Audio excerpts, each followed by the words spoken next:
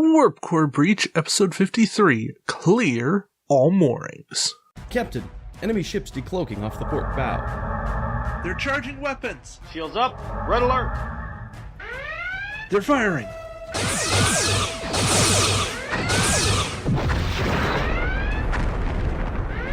Containment failure detected. Warp core breach imminent.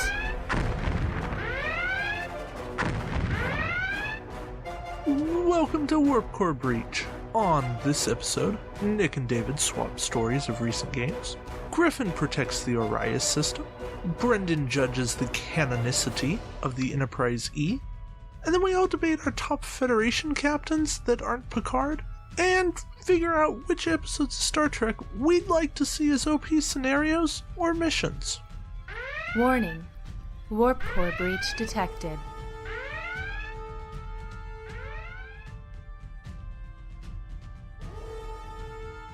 I'm David Montgomery, and here's my co-host, the Green Hand to my space amoeba. Crash, crash. I crash your ship. Ship crasher. Crash, crash, crash. That's right, we are talking about the slightly cheesy TOS space villains, special effects, something like that. The less said about the alien balloon type thing that was inside of the Thesaurus, the better. Oh, come on.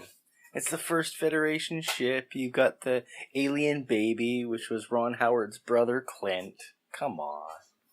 No, it was cool. It was just like, Cheese Factor 5. Yes. Engage. Cheese. Now I want cheese. Oh, cheese. Moon cheese. When the moon hits your eye like a big pizza pie? Yeah. I'll spare you the singing. Oh, I could totally do it. I know, but... Maybe it's another teaser factor that we need to do a musical episode? No. Or maybe just release an album of all Star Trek parodies of classic songs. I know our contributors, and no. I'm drawing a line. No. When the Spoonheads arrive and the Bajorans cry, that's so whatever. It's the best I could do. That took a bit of a dark turn. Yeah, well, it's what fit. When the moon hits, when the Spoonheads, you know? When the Spoonheads are... I know, but... Art speaks what it wants to speak.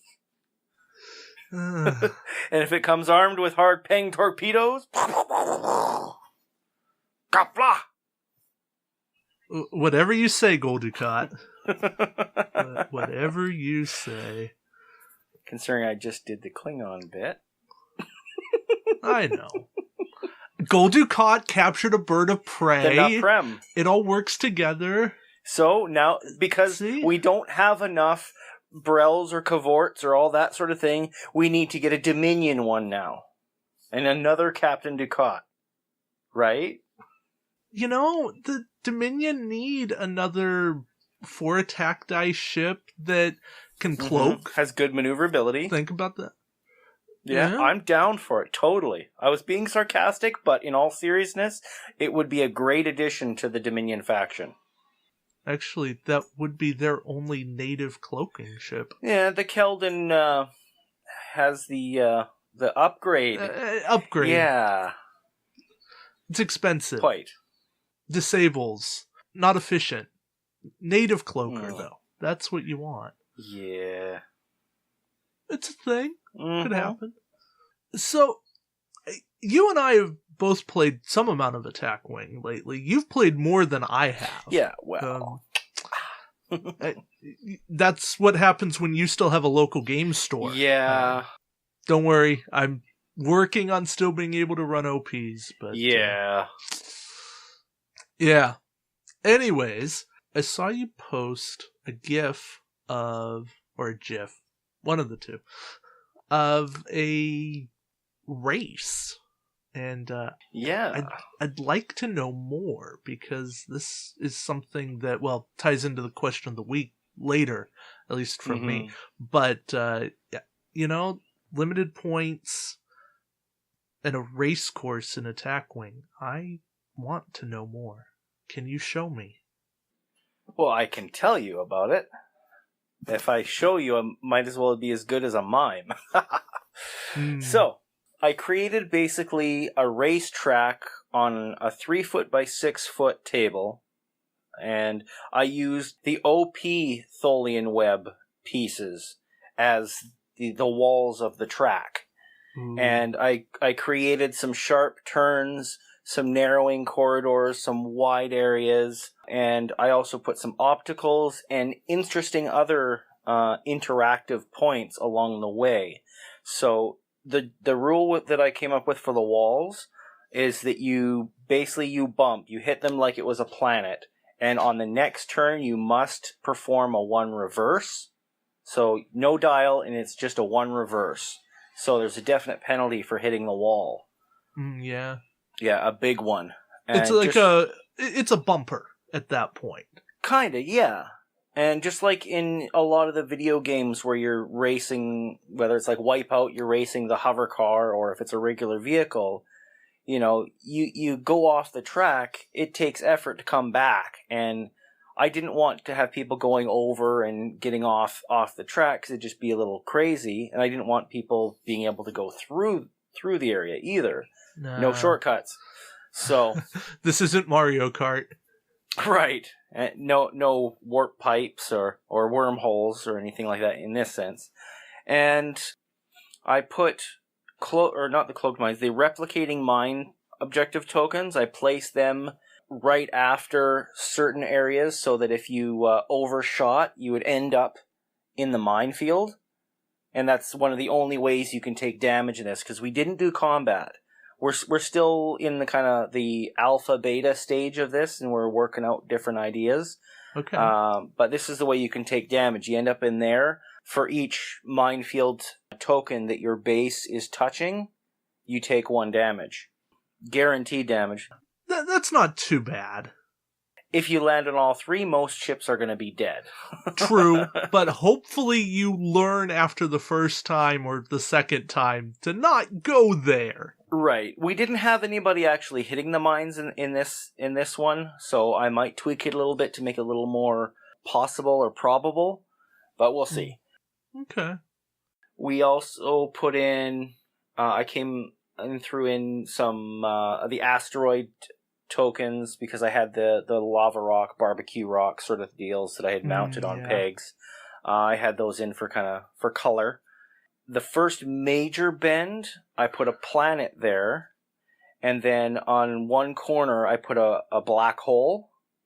I used the Bajoran wormhole token from the Dominion OP, but basically if you're within range 2, your movement that you chose on your dial, so when you start your turn, your movement is reduced by 1 in range 2, reduced by 2 in range 1. So things like Admiral Forrest are negated by being in range 1 to 2 because it's reduced to 0. So you have to do a range 2 or 3 in range 2, or you have to do a speed 3 in range 1, because all speeds are maxed out at 3 on your dials. Even if your dial has more than 3, like a 4 straight, for example, you ignore it. All speeds are capped at 3. You can increase those by using things like Chakotay to get an extra maneuver, Admiral Forrest, ion engines, things like that. Scout 608.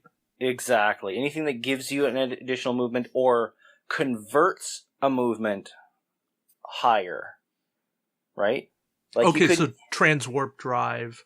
Yeah, but you can't reveal a 4 straight, so it has to be something that works with like a 3 straight being revealed, right? Okay, so ion thrusters, the Dominion that's tech? the one I meant to say. Yeah, ion thrusters, and other goodies like that. Warp drive for Bajorans. Okay, yeah. Yeah. So those things are quite handy. Another thing, I threw in the GOM2 3D model that I had printed for the previous OP, and he was literally going to be the bumper. So as soon as you got within range 1 of him, it would push your ship at an opposite angle relative to its. its location, and it would push you effectively towards where you're wanting to go. So if you angle it right when you get in and hit, it's going to push you around the edge of the next corner, saving you potentially 2 turns. Interesting. Yeah. And then as it pushes you into that location, I put down Balok's probe, and that one was going to be kind of like a speed zipper. If you're within range 1 of that, you get an acceleration where your next maneuver is +1 to speed. So you can get bumped and then zippered, as we call it in the racing games, to speed you up, and then you can bounce over and then come down and around. And then I had a C-turn that you had to come down and around, and then you could launch ahead to the finish line. Interesting. Yeah. So it's truly a race course. Absolutely. And there was plenty of bumping, a bit of congestion. It ended up being divided into almost 2 separate groups, where the 2 leaders were vaulting quite far ahead, while the other 2 were sort of bumping into each other and vying for space to get through. Mm. Yeah. That can be an unfortunate side effect. Mm-hmm. I could see a similar problem if one person started running away with it. Mm-hmm. There's no artificial mechanic to bring people back from behind, but you want someone who's excelling at the race aspect to maintain their lead. Mm-hmm. And there are ways to gum up the people that you think have the advantage upgrade-wise, and like just getting in front of them and just making them bump you a lot, which my buddy Steven was doing a pretty good job of about half the game, even though my movement ability was quite high. I was able to move minimum of 2 times per turn, and usually fairly fast. He kept forcing me to bump, which kind of kept us neck and neck for a good majority of the game. So it was really smart piloting on his part, and we were limiting ourselves to 30-point ship, and none of the big ships either. I created a list of just specific ships that for the most part had the slower speeds or the lower hull. They would fit thematically into the shuttle or space racer kind of category. I made a couple of exceptions for like the Klingons, for example, and let like the Garoth and the Amar in there, the D7s, and the Samra, just so they actually had some options, because they don't really have a small ship, right? Right. Well, the Samra's their smallest, but... Yeah. So I wanted to allow for some variety with that faction, and I have pretty much all the factions covered.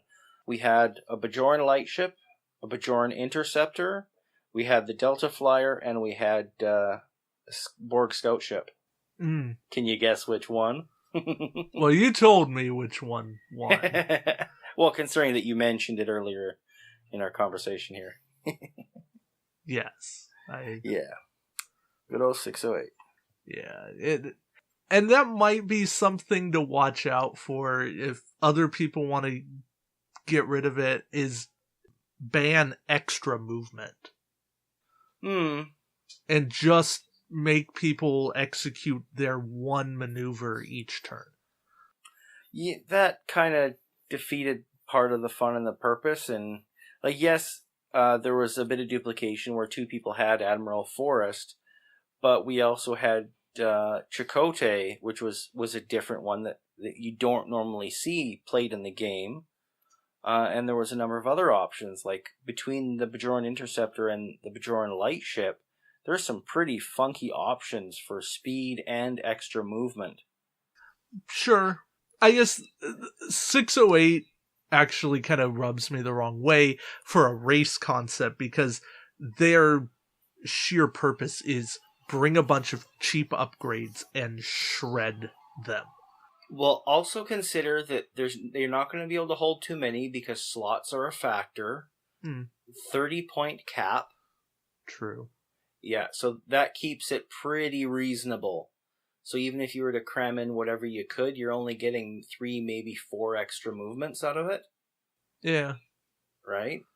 And of course, you got to keep in mind board movement, right angles on a curved track. Yeah, great in a straight line. Yeah. Okay if you can get that perfect cut on a corner. Yep. But if you just miss the corner, it's going to be a long path around that corner. Exactly, and that's precisely what was seen. So I didn't feel very threatened by it. And the other reason why I allow extra movement is in large part because of Ox tokens, bumping, losing actions. There's a lot of opportunity to not get that extra movement. So it adds some strategy to the race. So instead of shooting at your enemy, you can force things like that. And, there are ways to gift oxes without attacks, right? Oh, yeah. Being one of them, the mirror faction. So there's all sorts... Right. So there's all sorts of different strategies. You could focus on just getting yourself in the lead right away and try to ignore the others.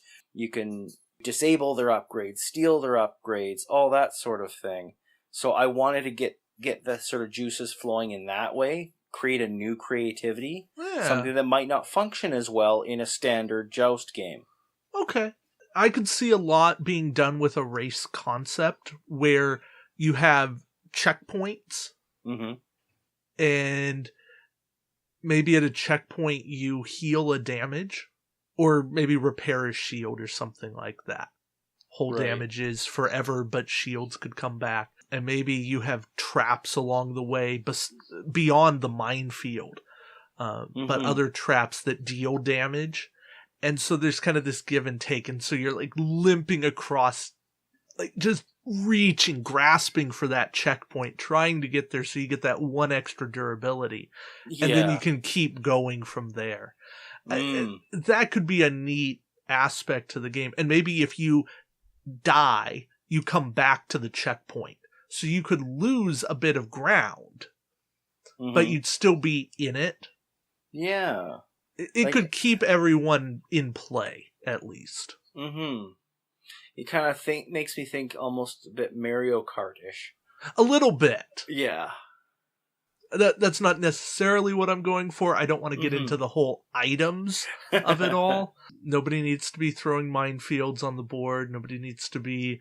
Red turtle shell. Yeah, nobody needs to be doing that. Nobody needs to be doing thunder, lightning. Bullet bills.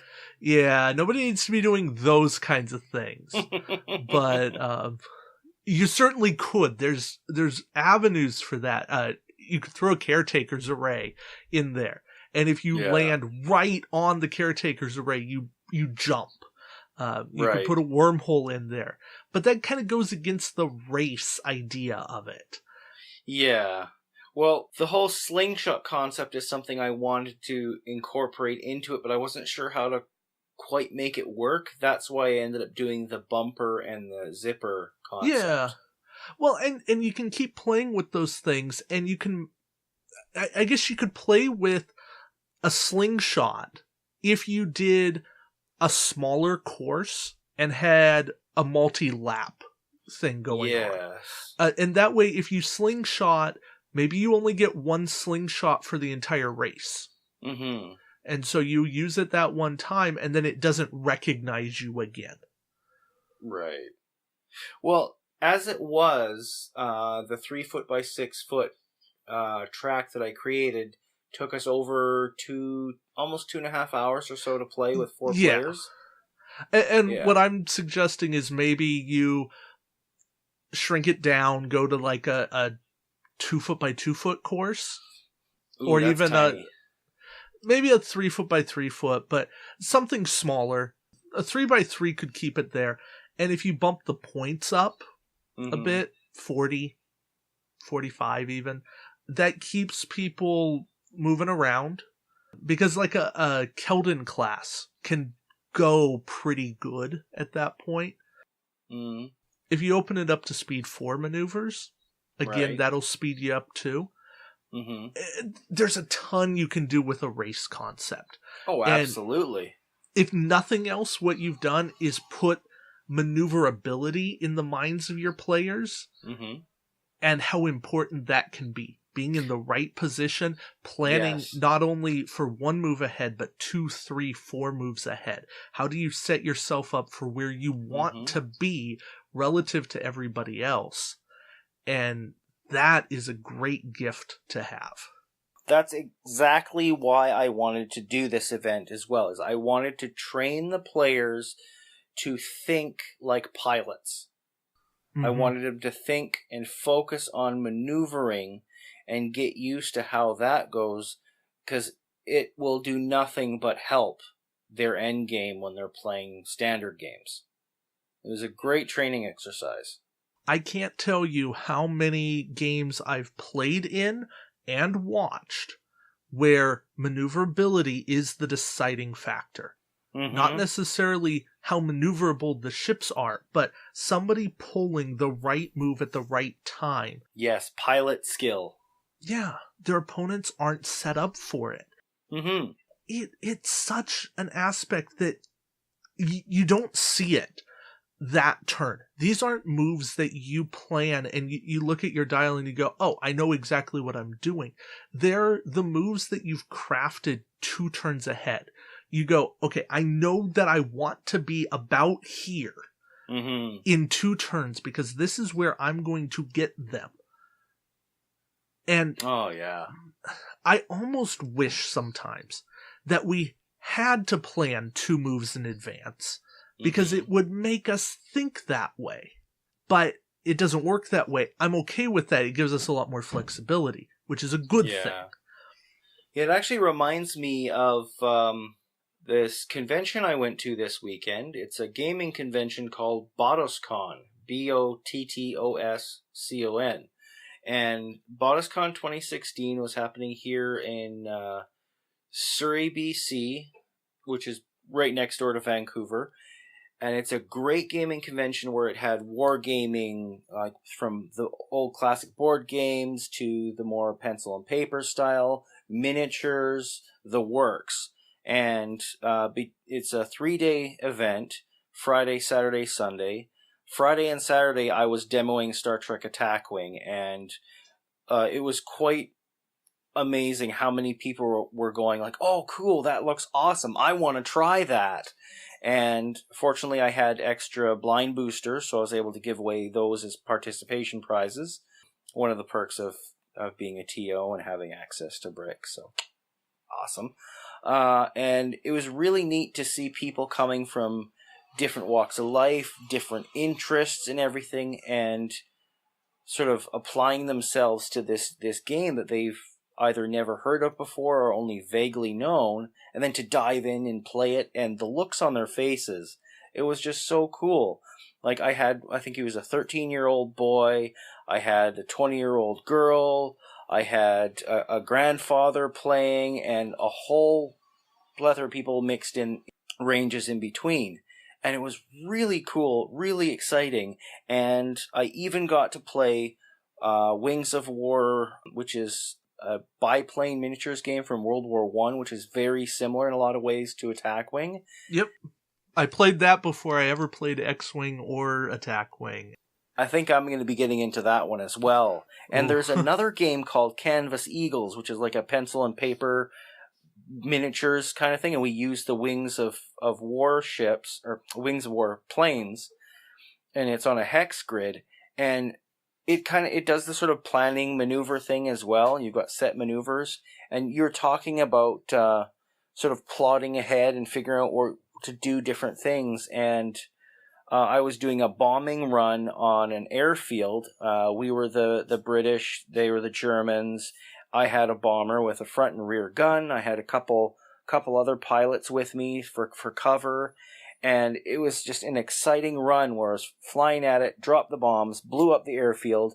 I had anti-aircraft guns and 2 other planes coming at me, and I was getting shredded. I ended up in a tailspin, diving for the ground. If I hadn't climbed the turn before, I would I would have suffered from gravity poisoning, as they call it. But I managed to roll my way out of the tailspin, and the direction I rolled just happened to be exactly the direction I needed to go, and then I was able to bolt for home, and we won the game. So very nice. And leading up to that point, it's like, okay, if I aim for home, I'm going to have 3 guys on my tail.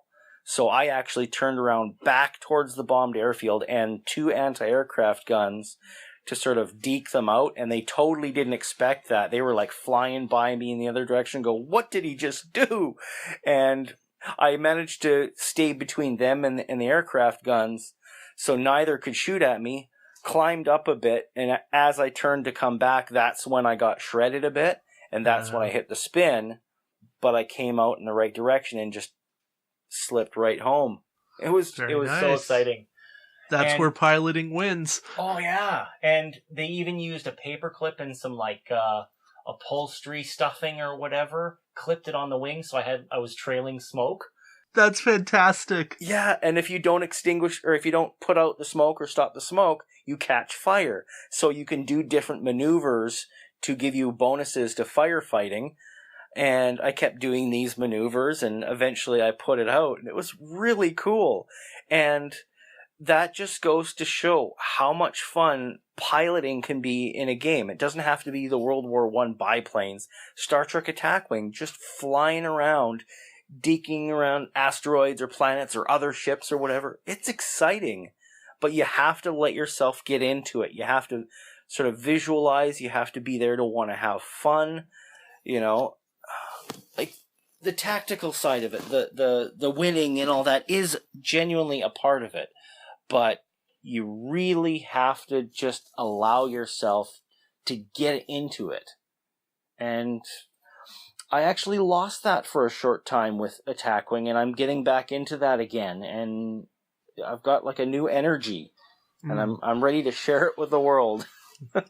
Well, very good. You know, on that, let me postulate a theory. Okay. I think that maybe something we've lost is playing with one ship. Because when you have one ship, you more closely identify with that ship. You can get into the maneuvers. You can get into that, okay, I'm here. This is my thing. I need to go here, do this, accomplish this mission. Yes. Attack Wing, from the start with OP play, has always been about these big fleets. And don't get me wrong, I love that aspect of it. But I think there's something to be said about scaling it back sometimes. And going, this is mine. This is what I'm responsible for. And maybe that means playing a 150-point game on each side, but having 3 people on that side. And then you each have your own ship, and you have to communicate, and you have to discuss where you're going, what you're doing, what is your objective, how are you accomplishing things. And it gives you a different feeling for what's going on. Maybe you're not that fleet captain or the admiral. Instead, you're the actual captain of a ship. I think there's a perspective that we've lost by playing these big games. And by always wanting bigger, more out of Attack Wing. And I think if we scaled it back, there's something else to be gained from it. Absolutely. One thing I've seen in my campaign players is they've each had the ability to play one ship in at least one mission. And that's all that they've had. They have taken on the persona of that ship, of the captain, of the crew that they're associated with. They are in that ship. They are making those decisions, those life and death decisions in the game that define how that ship works. And there's something extra about that. There's something special about that. And I think there's a very valuable perspective there. Mm-hmm. So if you're finding yourself in that little bit of a rut, maybe, just maybe, grab a buddy and say, hey, let's build a 40-point ship and let's just fight. Or let's find a mission and let's go at it.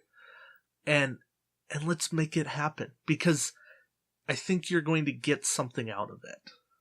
Yes, and 2 points on this. One, kind of relating what you're saying to real world. Like, if you're a fleet commander or some officer in a battle, you become detached from your units as you're commanding them and sending them off. You know you're going to lose 1, 2, 3, 10, 20, 100, or whatever, depending on the scale of the battle. So there's that detachment. Now, if you are commanding a fleet in Star Trek Attack Wing and you've got, say, 3 ships, you don't feel as bad about sacrificing one necessarily if it gets you to your end game. Now, if you're only flying 1 ship, you're extremely invested in that 1 ship. So you may not be as 100% aggressive like kamikaze or gung-ho or whatever term, a bit ethnically charged there, but hey, they made it work. So it makes you step back a bit in your mind and think every layer through more, which is right in tune with what you were saying. And the other side of it is in a Star Trek Attack Wing 3x3 map where it's one-on-one, you have to be careful not to get caught in the circle goose chase sort of thing where you're just constantly circling around trying to catch each other. And I've seen games go to time or even just go longer if there was no time limit without one being able to take out the other. So in that situation, if you're playing one-on-one, I highly recommend obstacles. Put other objects on the board to shrink it down a little bit and make it harder to completely avoid one another. Yeah, toss a planet in there, throw some asteroids, some debris, some objective tokens, something to shake it up. And that's assuming you're not already playing a scenario or a mission that gives you goals or directives or things that would also make you go differently than just circling the drain. Right. There's a lot in this game, and I think anytime you only explore one avenue, you're missing out. I believe they call it getting stuck in a rut. Yeah, and maybe that's why we've seen so many people drop out. I'm not pointing any fingers. I mean, I've gone through ruts myself, and I've talked about a lot of them on this show. I get in a rut, and there's times where I'm like, I don't feel like playing. And I've put the game down for a month at a time, and there's times I'm just like, I don't feel like building a fleet, and I'm like, friends help me build, or whatever. And yeah, those are some rough times, and there's times I'm just like, I don't care. I want out. This game is blah. This game is terrible. I hate this game. But it keeps bringing us back, doesn't it?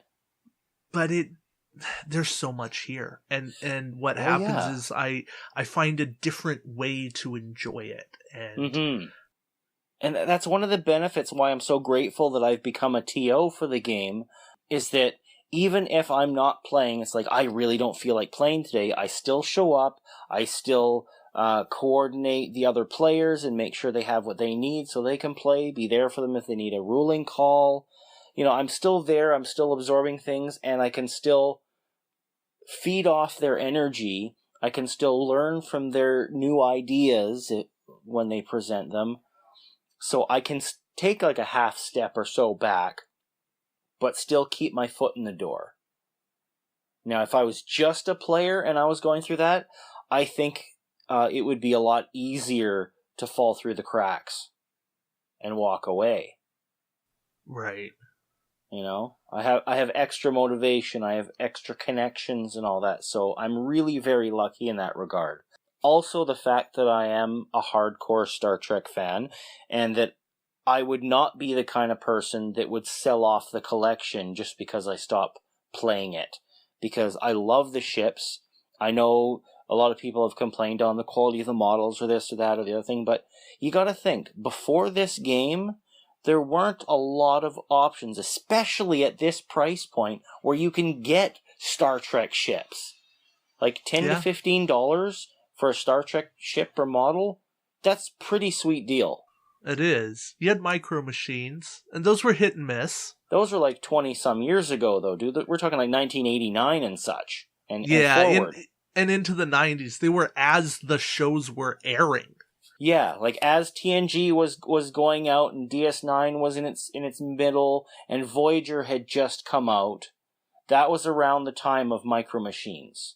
Like mid-90s, like late 80s to mid to late 90s. The Star Trek micro Machines, to be more specific. Right. And there's some others. Like I have a Borg Scout Cube or a Borg Cube from another collectible thing. And yeah, there's Faruda and a number of others. But they're usually more expensive, too. Yeah, I mean, you can pick some up on eBay here and there, but you're still paying a lot for just a ship on a stand. Yeah, if you're lucky enough to get a stand. Sure. And you can't do anything with it. Like, That's what's right. it going to do? Sit on a shelf and look pretty? Okay, sure, that's a thing, but wouldn't you rather have the ability to take them out, put them on the table, and do something with them? Like, at that point, any form of gameplay is better than nothing. Interacting. Yeah, make up your own rules. Paint your ships. I collected Hot Wheels for a short time, and they either sat in the bubble on the card, or I pulled them out and opened them and I kind of fiddled with them a little bit, and they still ended up on the shelf or buried in a box. Right. As cool as they are, but with Attack Wing, I get to play with cool little ships. I know. Yeah. Okay, and we're totally fanboying here, but I think we're fanboying while empathizing with people that are going through the muck of it all and going, I want out, and because we both been there. We both had our periods of this game is bleh, and we've been through there, and like we're saying it's real. This is real life, and this is a game that's fun, and we enjoy it, and we do a podcast because we enjoy it, and we talk to you guys because you enjoy hearing more about it. And if it wasn't for all of that, I think I would have been gone a long time ago. Absolutely, yeah. I would have at least taken a very long hiatus. Yeah, and you know what the thing about long hiatuses is? Most people don't come back. Yep. They find something else to do. They go play different games. They maybe come back and they go, oh, that's a cool new ship, but now I've missed out on 20 ships, and I don't want to try to figure out what's good. Yeah. And then they realize, oh, I got to get 12 of these to be competitive, and that's like another $100 plus investment, and they realize that half of what they own is no longer competitively viable, and they're like, well, what's the point? Right. Fortunately, Star Trek Attack Wing does not suffer from that as much as the other games, the other miniature games that are cranking out roughly the same or more, but a lot of repetitive things, or the scaled costs. Like with Star Trek Attack Wing, most of the ships are all at the same price point. There's a few of the feature ships. You've got the 2 oversized Borg cubes, the Deep Space Nine, and the Weapon Zero. The only one that's kind of gray is the Borg Tactical Cube, which may or may not even be available in your area anymore, but it's not a uber competitive piece. You more want one for the upgrades to maybe throw on something smaller.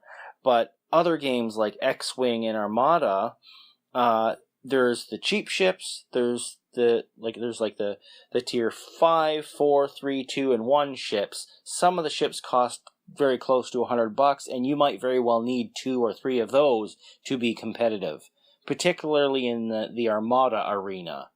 You're not going to be having as many of the big ships in the X-Wing side, simply because it's more of like the fighter scale. And I appreciate that about that. So it's cool, but it leads you to repetition, having multiples of the same ship. With Attack Wing, you don't have as much repetition within your own fleet. You're not going to be flying 4 Sovereigns or 9 Tholian ships. You know, unless you're playing a big scenario campaign for interest's sake, for fun. Yeah. But you're not 9 Tholians would be fun. Oh, yeah, but you're not going to be playing those same 9 Tholians every week for 18 months. No. Yeah, so you're not constantly flying like the X-Wings or the TIE Fighters or the A-Wings or the Y-Wings or the TIE Bombers or the TIE Advanced, all those kinds of things. Like, it can, as much as I do also love Star Wars, I find with that game it got a bit too repetitive for me. It was too much sameness. And Attack Wing gives me the variety I need to continually stay interested.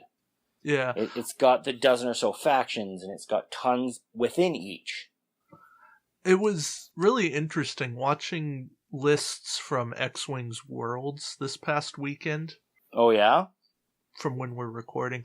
Most of the things that were present in like top 8 or so were very similar and mostly new.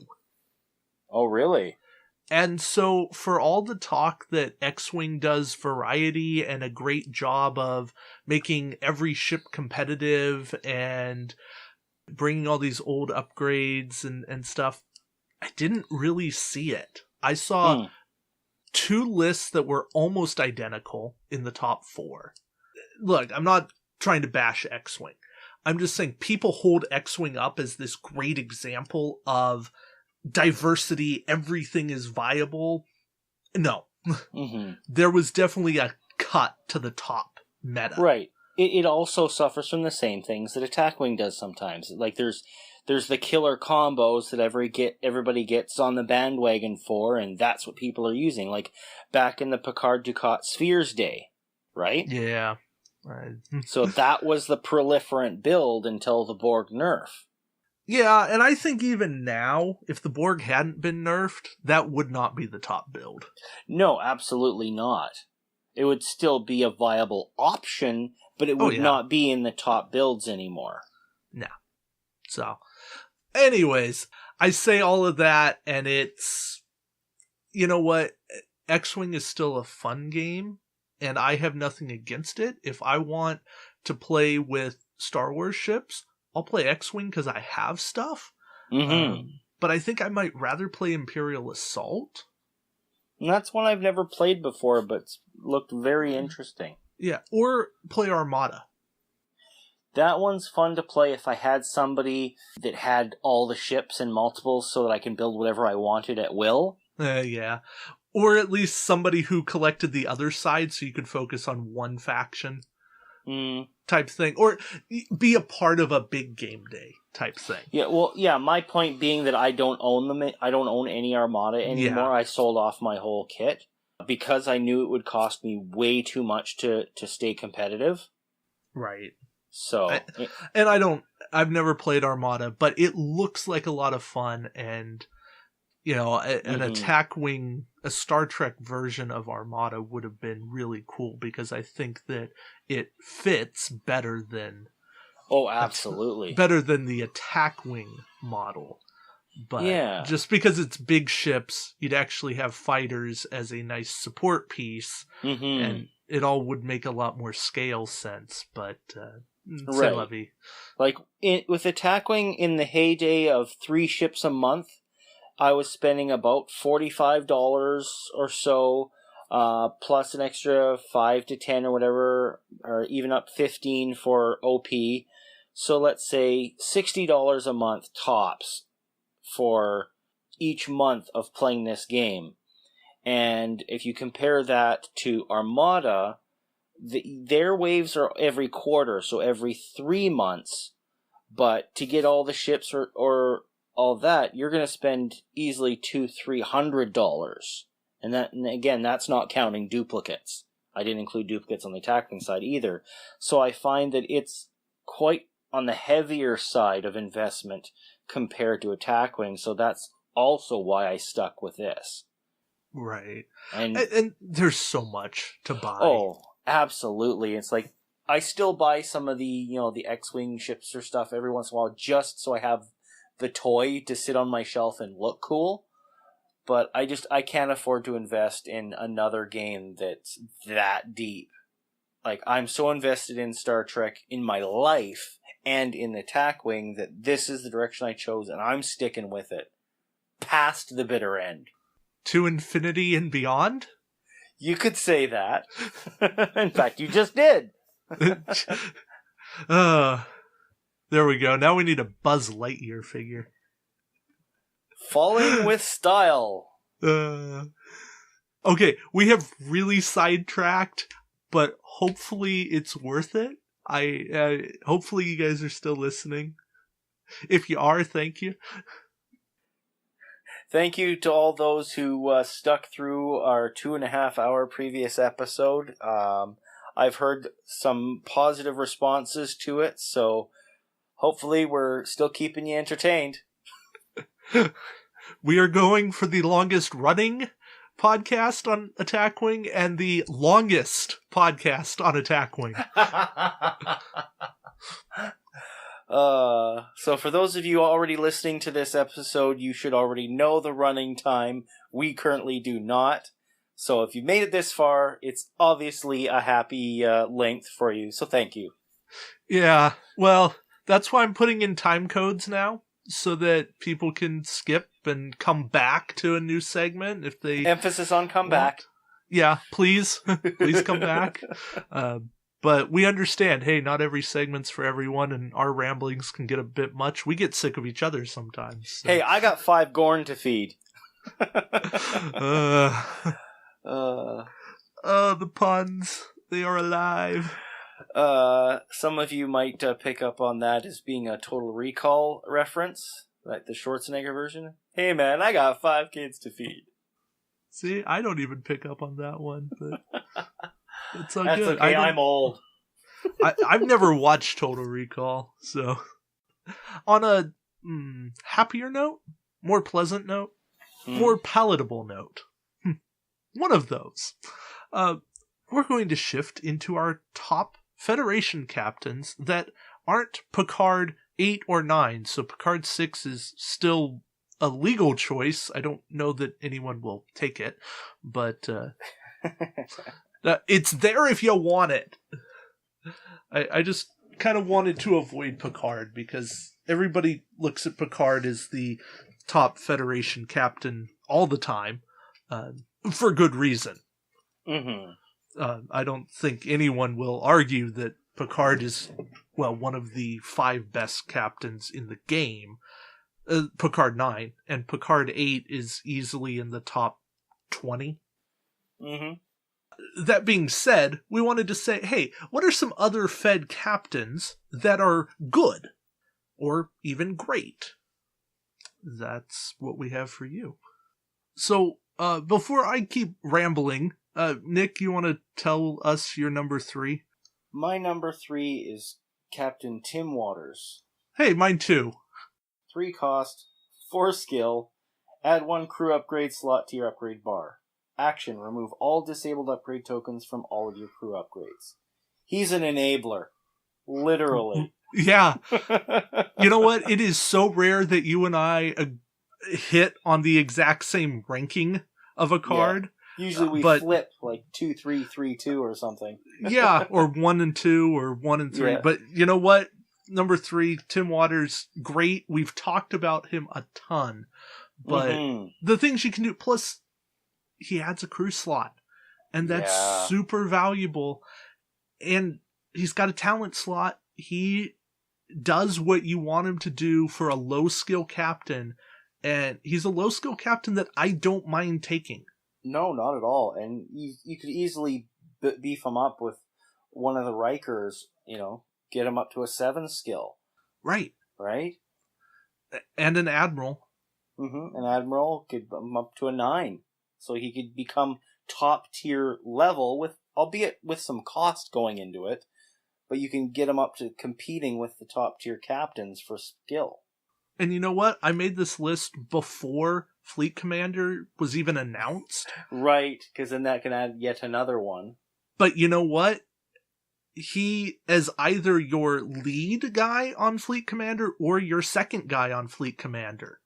He's an ideal fantastic. Second, that's for sure. Yeah. But even if he's your first guy, now he's skill 5, and he could have a Donald Varley as backup. He could have a Clark Terrell backing him up. He could have Data backing him up.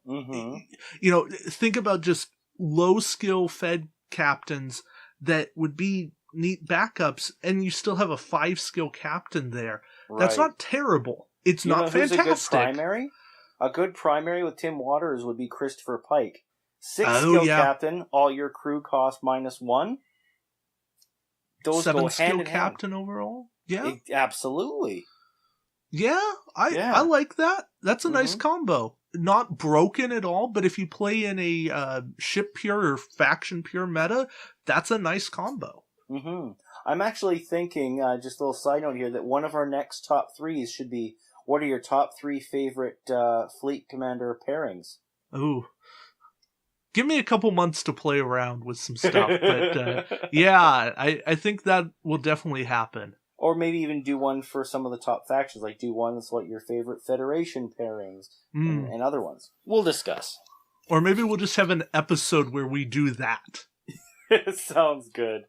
Like 8 lists, because I think there's probably 8 viable factions to do pairings. I feel a Nick's Intermix coming on. All right. So my number 2 is Spock. Mine too. Oh, okay, there we go. We're 2 for 2. I have a feeling we might go 3 for 3 here. We shall see. But Spock gives you a free scan or target lock. And that's what you want. Given that you're on a Fed ship that probably already has battle stations, that can be your main action, so... Yeah. Skill 6, 1 talent slot, 4 points. The only downside is you can't run Crew Spock, but you can run Valtane. Absolutely. And that's almost as good. I think it works out. And hey, it's Captain Spock. Come on. It is. And there's good stuff there. So, Mr. Spock, we like him. And for me, he gets the nod over Waters because of being a little higher skill and free actions. Action economy is killer. Yeah. Long may his memory remain. Okay, I'll let you bring us home with your 1. Is your number 1 a James T. Kirk? No. Ooh. Alright, so I went with the 9 skill James T. Kirk that places a battle station token beside your ship. Oh, okay. And then when you're attacking this round, during the modified attack dice step, you may spend this token to reroll up to 2 of your attack dice, or you may do the same thing with your defense. You may still perform a battle station's action as a free action this round if possible. So it's a good way to potentially get 2 battle stations. It's also great in those occasions where you roll maybe a hit or crit and all the rest are blanks. So it's like, I got a battle stations, but I can't use it. This covers that base. And I love contingency plans that don't involve 3, 4, or 5 cards for one thing. Right. He is having a battle station or a target lock, which is fantastic. Though I will say, he's not even the Kirk I thought you were going to take when you said you took Kirk. Yeah. Because the other Kirk is great too. Well, we have, 4 of them now. Oy, yeah. 2 9s and 2 8s. Okay, sorry. The other skill 9 Kirk. The talent discount Kirk. Yeah. Just because you get Kirk. 2. Yeah, you get 2 talents. That's a fantastic and thing. And discounted ones, yes. So, I'm going to remove the suspense. I went with Riker 7. This is Hathaway Riker. Skill 7, 1 talent slot, 4 points. When attacking a ship with a larger hull value than your ship, you get an extra attack die. And when a ship with a larger hull value attacks you, you get an extra defense die. Now, like, he's great if you want to go for something like a Delta Flyer or some tiny sort of ship. And it can work really good in the environments like mine where you don't have like a ship cap. We're not playing suggested rules. It can be a little trickier if you're playing, 50-point limit. Oh, sure. Mm-hmm. I do find him a bit conditional, but when you get him on the right ship, he sings. And I think that's what I'm looking at for top captains. It's guys when you can put them in their right element, they work really well. And for me, that's what Riker does. Yeah. Because he's not a blunt instrument. You cannot use him on every single ship. And that's okay. No, he's not a hammer or a club. But he is a scalpel. Mm-hmm. And he'll do a lot of damage when he's there. And it's a passive ability. And that's what really works for me. Yeah. Passive abilities are brilliant because it doesn't cost you anything. And how many times have we said that if a card costs an action to gain an attack die, it's not worth it? No. This is exactly the concept we're talking about of what we're looking for. If you want to give us 2 or 3 attack dice, yes, make us pay for it. But if it's just one, just give it to us. Maybe put a condition on it, but don't make us pay for it directly. We don't want the discard. We don't want the action. And if you make it a disable, that's just as good as making it an action, so it falls in the same boat. Right. So we're okay with time tokens. Yes. We'll wait, but don't make us pay our action economy for it. Yes. The other thing with Riker, he's a win attacking and a win defending. So it's every time. If you have multiple attacks, fire at will, additional phaser array. Those are things that can really make him shine. Mm-hmm. Well, and if you get surrounded, multiple shots on you, you're not limited, and you're not questioning, am I allowed to use this more than once? It's clear. When attacking, when defending, WizKids has never been more clear than on this specific point. Quote, when attacking. Though, if you're surrounded, you would much rather have Hood Riker for defense, because then you're getting the extra die and a battle station conversion to evade. Correct. But then you're not getting the extra attack. So it's a trade-off. That's the catch-22. Mm-hmm. You know what? I think Kirk's a great captain. Riker's a great captain. And we agree on 2/3 of the list. Oh, absolutely. But I think we should turn it over to our contributors and hear what they have to say. Hi, this is Dave Griffin. Today we're talking about our favorite Federation captain who is not Picard. For me, ever since I was a little kid, age 10, I've been watching Star Trek, and the captain I grew up with was James Kirk. I've been waiting quite a while for WizKids to give us a James Kirk I really liked, and they finally did. So my choice is the new James Kirk 9. Action, place a battle station's token beside your ship when attacking this round during the modify attack dice step. You may spend this token to reroll up to 2 of your attack dice, or when defending this round during the modify defense dice, you may spend this token to reroll up to 2 of your defense dice. You may still perform the battle station action as a free action this round, if possible. Now, to me, that's a nice ability. Not quite as out of control as Picard 9, but it gives you quite a lot of flexibility when you roll those attack die, or if you need a defensive ship, you can use it for that too. So that's my choice, the new James Kirk 9. Thanks, and I'll see you next week. This is Big John out of the Klingon boarding party from Da Vinci's DreamWorks 2, South Florida, and I think the best Federation captain that isn't a Picard, and I'll also exclude Picard 6, would be Riker 7 from the Hathaway. The extra damage die and the extra defense die are always handy. Kapla. Hello, this is Steven Stott with Ready to Play Gaming down in Columbia, South Carolina. For me, that goes to Mr. Spock. Captain Spock, 4-point cost, 6 skill, and of course his ability is that he can use a free target lock or scan as a free action. Spock really goes well with the Enterprise A, with that ship's ability. Put him on there with some other unique upgrades, and that makes for a really powerful ship. But I've always liked Spock, and he's one of my go-to people when I play Federation. This is Steve Stott with Ready to Play Gaming, hoping that all your dice rolls are hits and evades. I'm Brendan, and this is Canon Consideration, a segment where we examine cards to see how closely they match the TV shows and movies that inspire them. This month, WizKids is giving us a repaint of the Enterprise E, and it seems the perfect opportunity for us to explore the flagship of the Federation.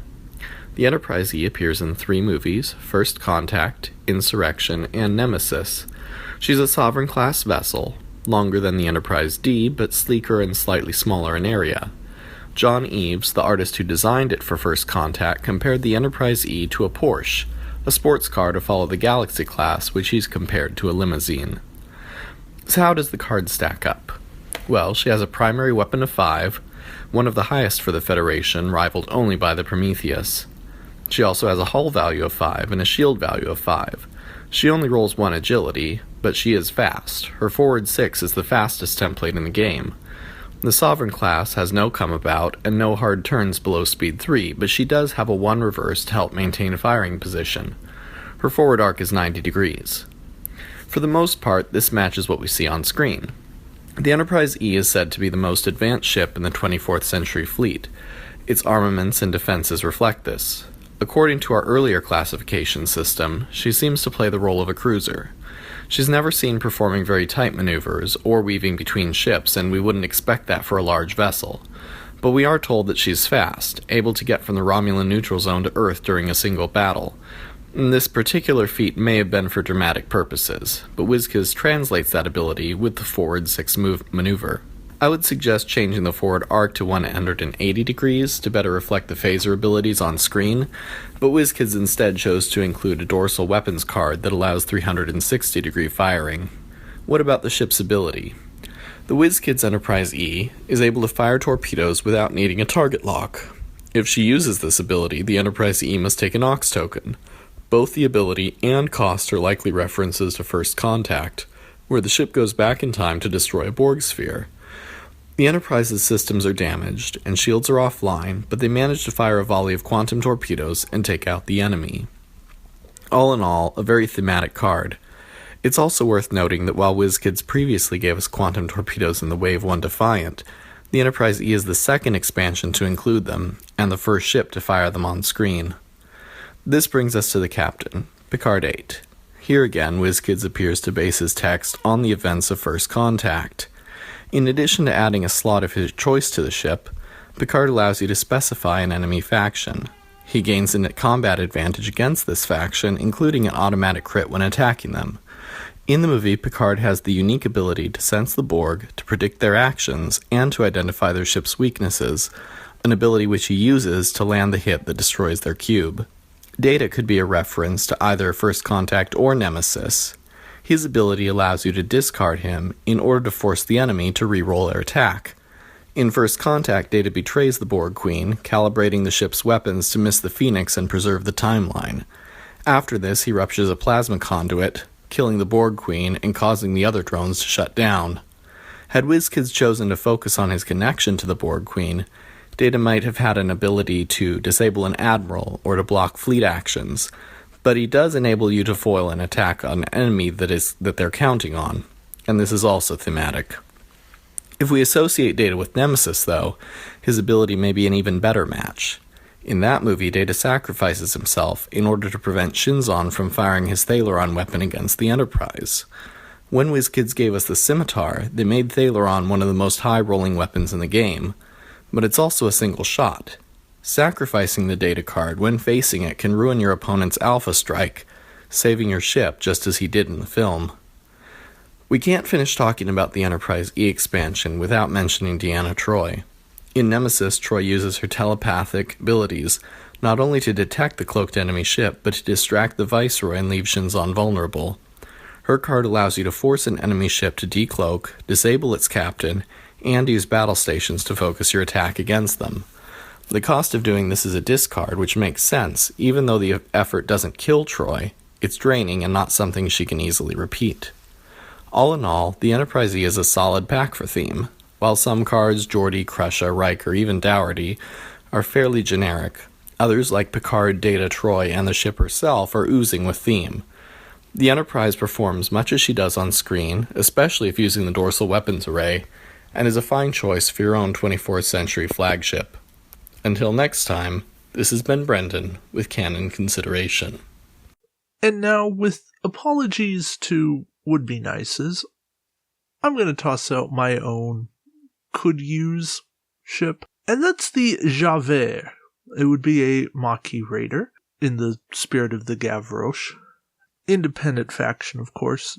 2333 for stat lines, evade, target lock, scan battle stations. Forward and 90 rear arc, because, well, that's just the superior Maquis Raider. For upgrades, crew, weapon tech, or if you want to really balance it, crew weapon tech. But I think a tech is an important thing for this ship, because our named ability is going to be a passive ability. All independent upgrades are -1 SP for this ship. Pretty simple, but it gives you some flexibility to add some extra stuff.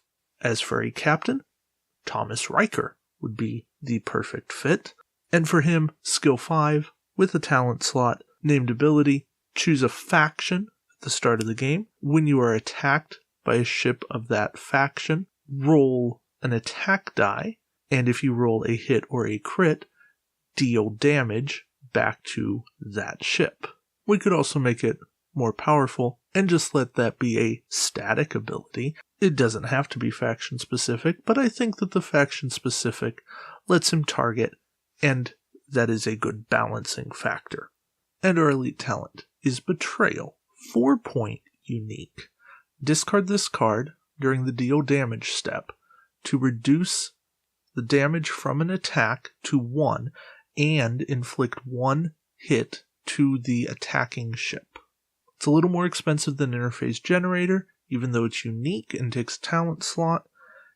You can use this to soak a hit to your shields, and you've got more flexibility. You don't have to be cloaked, so there's some give and take there.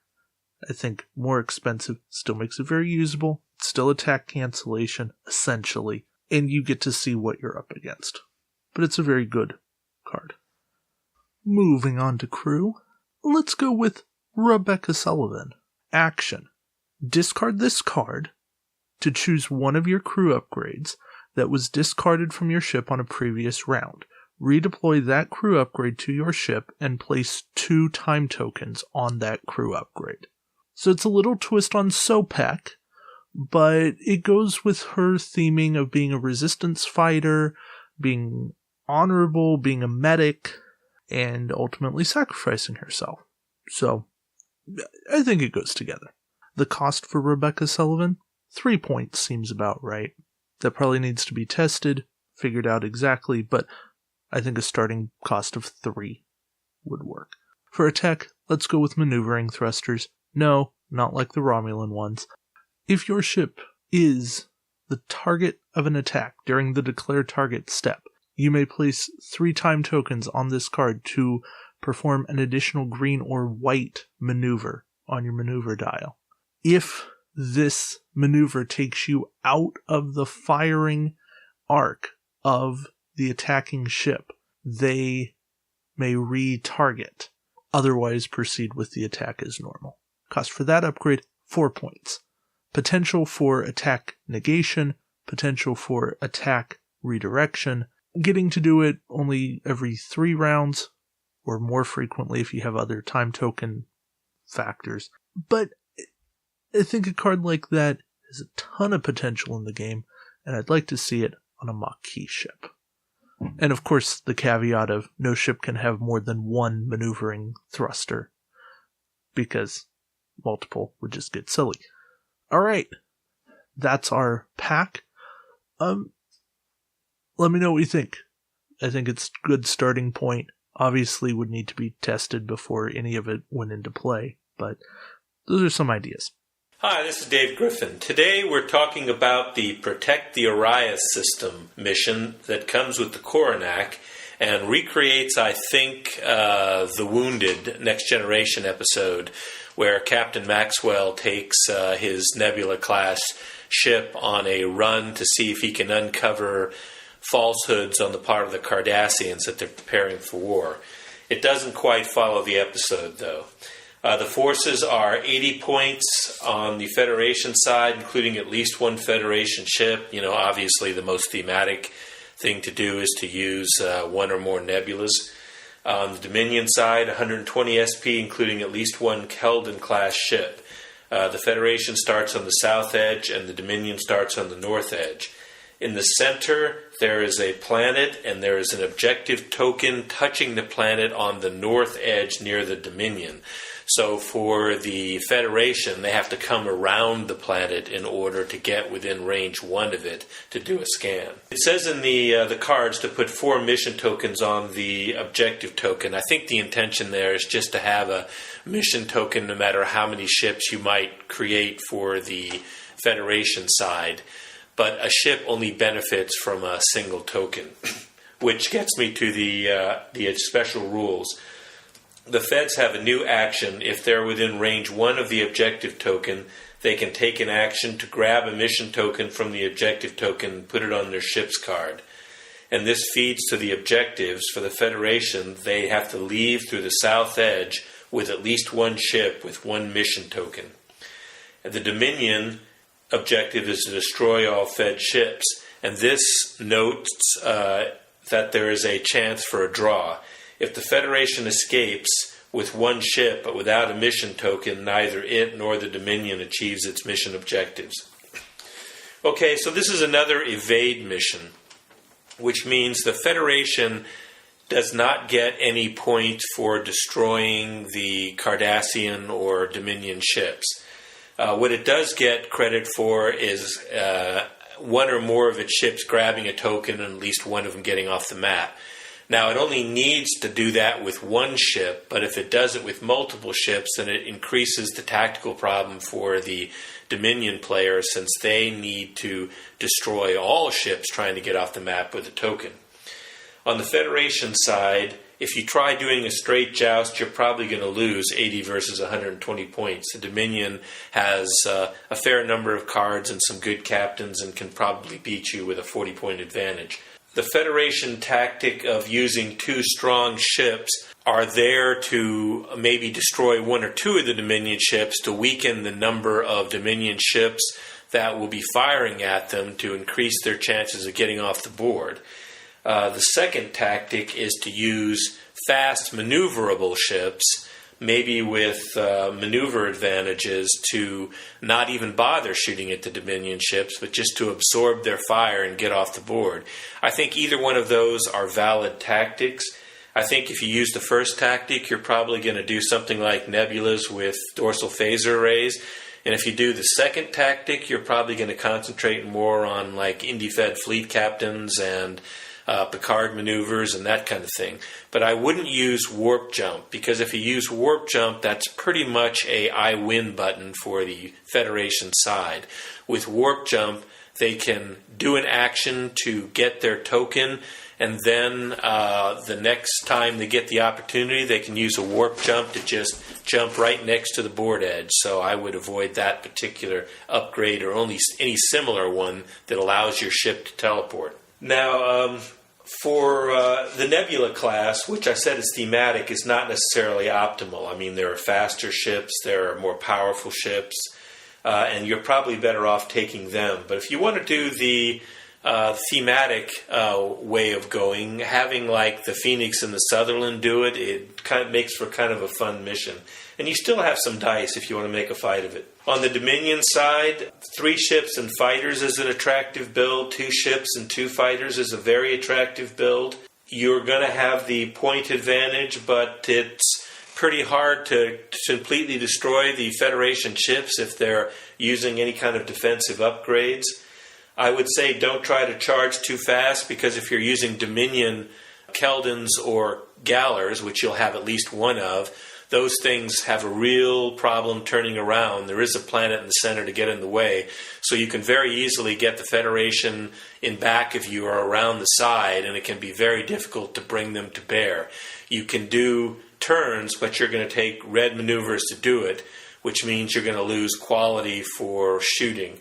So I would not try to charge the Federation too quickly. I would catch them as they come around the planet and try and get tokens. That's probably when they'll be at their most vulnerable. I would also take aft weapons for the Cardassian Gallers and Keldons, or indeed almost any other kind of ship you might take, like the Dominion battlecruiser, for instance.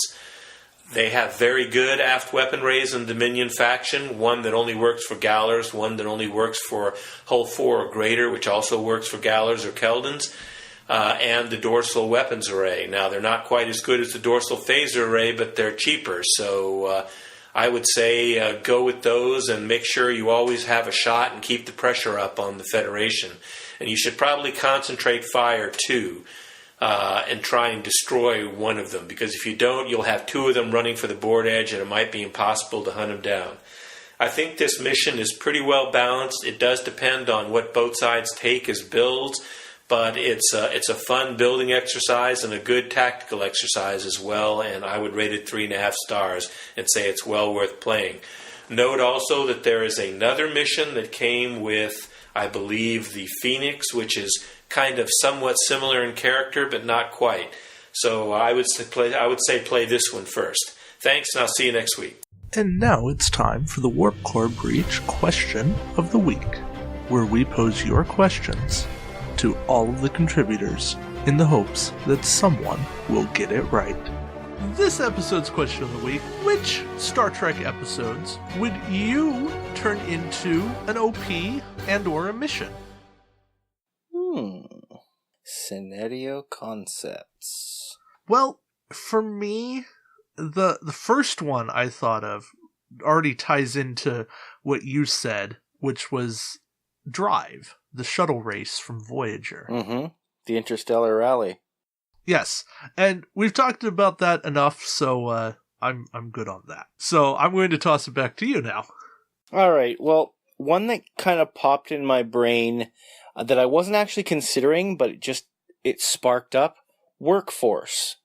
I know it was an episode that was primarily focused around people on the ground and that sort of thing. There's a few interesting points or at least a couple interesting points in the episode where they would make for some interesting ship encounters. Like where your captain and maybe one of your other crew gets taken down to the planet, captured, and put to work. So what's left of your pseudo-skeleton crew or whatever has to come in and rescue them. That could be very interesting. Yeah. So it might be a way of saying that no captain can have a skill greater than, say, 5. Yeah. No ship can have more than one crew, or maybe no crew on board. Wow. I know it's kind of interesting because, like, in the situation here, you had the doctor primarily in charge at the time. Because, right. Like, I know not everybody was taken per se, but most of them were. Yeah, so like limiting some of the crew and captain options. So just simplifying it a little bit, like your primary, like your best workers, your best people, or highest ranked or whatever were taken. So you've just got like the ensigns and lieutenants and so on left behind. Yeah, or maybe no crew costing 3 or more points, so only the 1 and 2 point crew. Yeah, which leads me to another episode, Lower Decks. Oh yeah, that would be good. The cadets, like Red Squad. Right? Yeah. Yeah. Where you'll have a ship with no captains greater than, say, 4, no crew, like you said, greater than 2. Maybe all your upgrades could be like capped point costs. Ooh. Yeah. That would change things up a lot. Yeah, and it's a great way to force you to use cards you might not otherwise pick and keep the playing field just as even. Mm-hmm. Right? Because it's risky in Attack Wing for you to be bold enough to say, okay, I'm going to do this. But if everybody else isn't doing that, you're going to be at a bit of a disadvantage. But if the playing field is even, it's going to be a lot more fun. Yeah. And any time you do that, anytime everybody's under the same restrictions, now it's down to who's the most creative. Mm-hmm. So...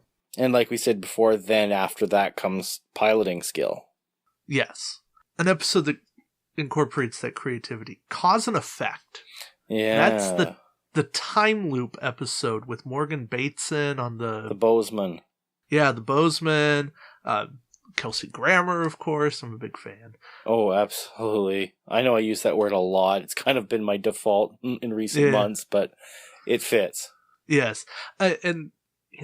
we'd get another Miranda class, or even the upgraded Soyuz class. That would be something.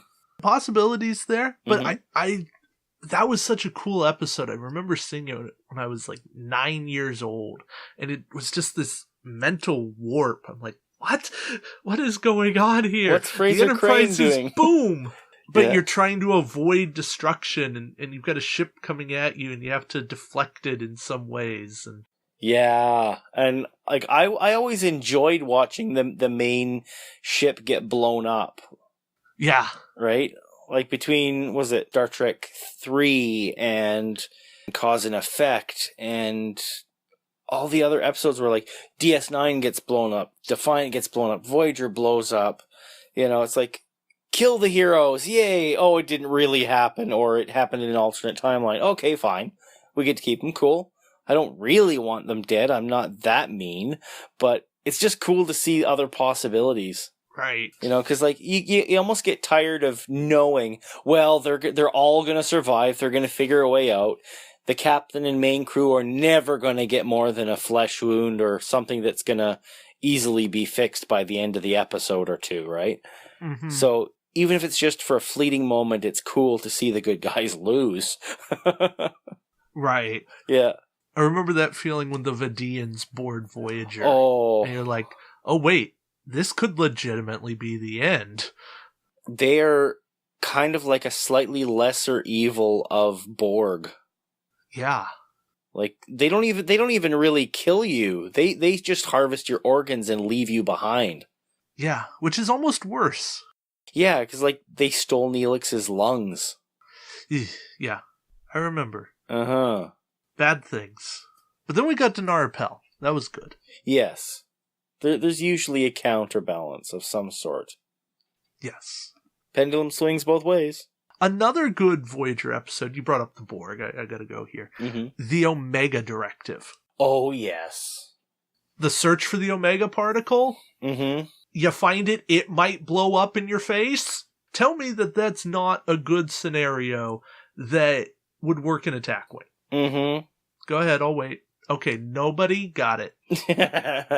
Well, like, even if it does go off in the scenario, you could have it where it restricts all movement. Like, I know this is one thing that's a bit of a contention point because the way the cards are and the way the reality of things are, is there is really no warp when it comes to the battles in Attack Wing. You're all going at sublight speeds, which is impulse and thrusters. So you really shouldn't be dealing with warp drives in this. Exception being the Picard maneuver, which is precisely why it was what it was. Mm-hmm. Right? So with something like that, Omega particle goes boom, it supposedly prevents all warp travel within a certain number of light years. So in game terms, it might be all movements are limited to speed 2 or something. Make it really painful. Like, you know how warp core breach, you dump it, the core, and then you're limited to 1 movements. This one, like a 2 would be interesting. Which also kind of leads a little bit into the international, or the interstellar space rally that I was talking about earlier. Right. So, these things all start tying together. Mm-hmm. Another one that I was thinking of is 30 Days. The one where Tom Paris was sort of recounting why he was in the brig for a month. And it was the ocean planet. So wouldn't it be interesting to go, okay, we're not in space, we're in the water. That would be very different. Yeah, like it would have to almost be like everybody must bring a shuttle. Yeah. Or a pair of fins. So it would probably be limited to like Ferengi and Federation and that sort of thing, unfortunately. But it would also mean that hopefully we would get more faction shuttles. Like I would love to get the Romulan shuttle. I want to get a Klingon shuttle. You know, at least get something. Shuttle? Well, his isn't really a shuttle. It is a ship. It's bigger than a shuttle. It's probably more on par with, say, like a large runabout. That's enough to classify it as a shuttle. I have a hard time classifying the Delta Flyer as a shuttle, to be honest, because of it's actually quite large. Okay. You know, but Kazons had a shuttle in canon? Yeah. Well, the trade, the Kazons just stole the tech. Oh. For the purposes of attack wing, Q's they're advocate. Kazon. Yeah. I'm sure you could find something in some independent faction to get them a shuttle. Yeah. Oh, there's so many options within canon for that. Even just if you limited yourself to TNG, let alone the other shows. But kind of my idea for this one would be each player would have one ship. Each player would have a shuttle aboard that ship. And in order to complete the mission, you would have to get to a certain point, launch your shuttle, and then you'd be flying through ocean. And then there's like that underwater base, and you'd be fighting each other. One player would be trying to destroy the station, and the other one would be trying to defend it. Right? Okay. Yeah. That could be really interesting. Like, I like the idea of a scenario or an OP where both players don't have the exact same goal. Sure. But they're interrelated enough that it actually is participation. It's not you two doing two completely different things. Your goals are dependent on each other, but they're opposing. Or simply different. Right, and we've already seen OPs where you have to have two separate builds. So you could have a defend build and an attack build, and then based on what's going on, you play. So, like, the first round, it's based on something. The second round, you play the other side. Right. And then the third round, there's choice. Exactly. For the higher ranked player or whatever. Yeah, and if a scenario like this were to be pulled off now with what's available today as opposed to future shuttles, it could have a rule simply saying that a ship with a hull no greater than 3. And maybe stats no greater than this combined or something like that, right? Have a way of dumbing it down, yeah. A ship with a base cost of X. What else have you got? Another scenario that people have wanted for a long, long time. Anything to do with the crystalline entity. Yes, please. I don't care what episode you take it from. I wrote down data lore, but I know there's at least one other appearance of it. I think it's only the 2. Yeah. Just give us the frickin' crystalline entity. Yes, please. Just massive piece in the middle of the board messing with you. And again, maybe two sides, attack, defend. Or cooperate and try not to die. Yeah, because you could play like the lower side of it or the Fed side of it. All sorts of things, you know? There's a ton. There could be 2 scenarios with the crystalline entity. Yeah. There really could. But just get it in There's there. Plenty of opportunities and ideas that you could even customize. But yeah, it's...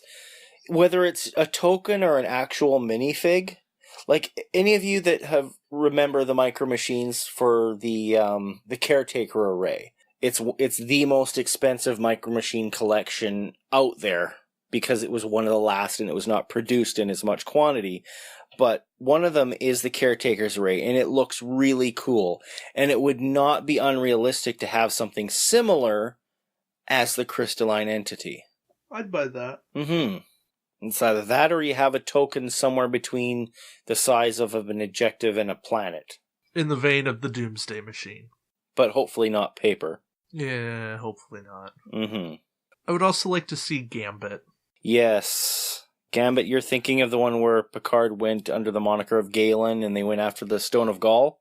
Yes. Yeah. That whole objective, the putting the pieces together for the Stone of Gaul, and the Enterprise chasing them, that would make for a really good scenario. Right. Because you're trying to put pieces of an artifact together, but you're also avoiding detection by all these local authorities. It might be a better mission than an OP scenario, just because of how much is going on. And ideally, you'd want it confined to one ship and then another ship chasing you. Yeah. But I think there's enough there to make for a fantastic mission.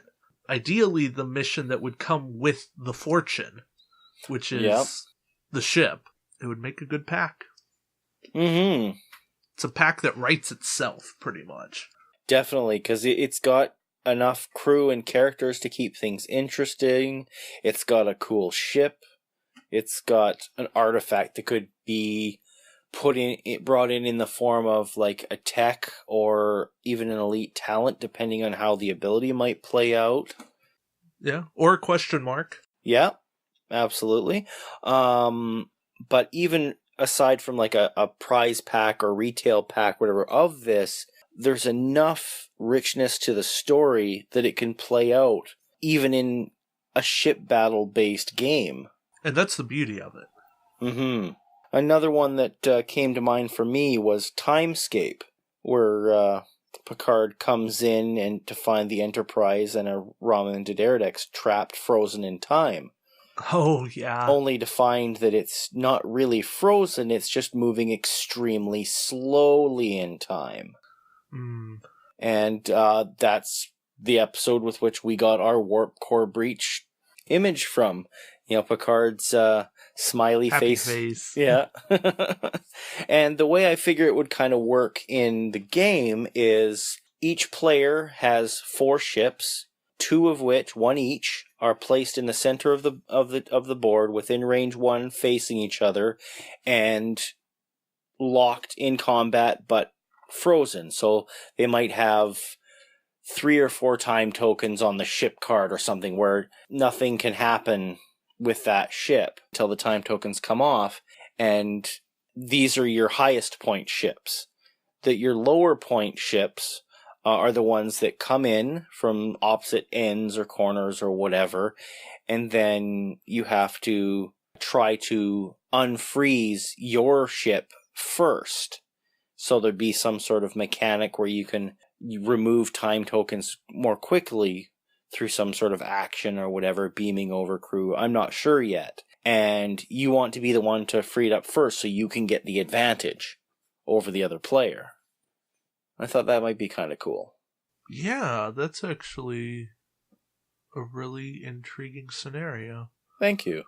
Just came up with it now off the cuff, really. No, you know what? Sometimes that's how the best ideas start. Yeah. Because what it does is it messes with ship deployment. Yes. And locking ships outside of that starting zone, but locking them in place. You can't touch them. They're there until you unfreeze them. And that's it. It's simple, but it would work. And maybe all the specifics need tweaking, testing. That's fine, but the base concept is solid. Yeah.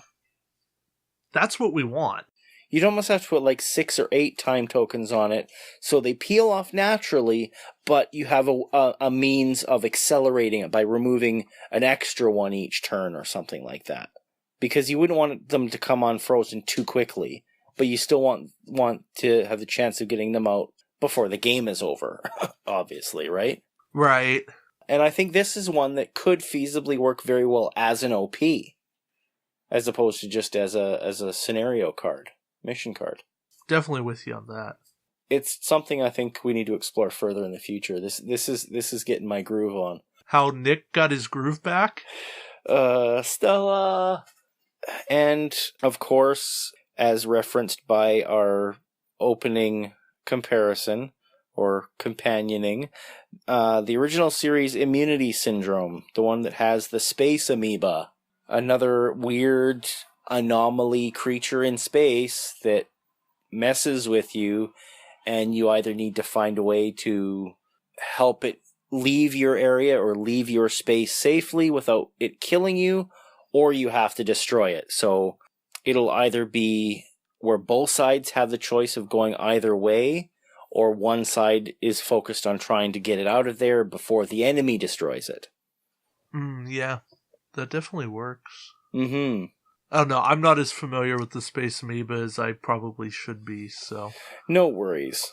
Think of it along the lines of, here's a thing that's come into this place that doesn't really belong, it's causing some chaos, but it's not malicious. It's not trying to say, screw you guys, I'm here to kill you all. It's like, okay, we're not compatible, and it's causing conflict.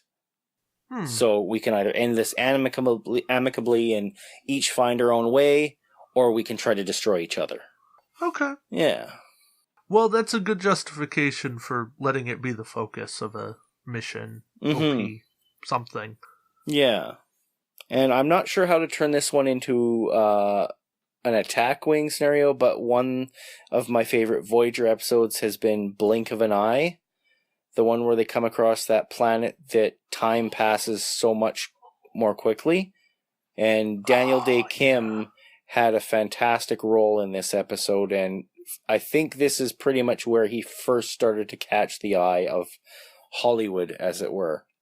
Oh, you mentioned that episode, and that's one of those that really was a bright spot for Voyager. Not because it's this Flash, but it's the Star Trek that tells stories. Yeah, it's very touching, sad and hopeful at the same time.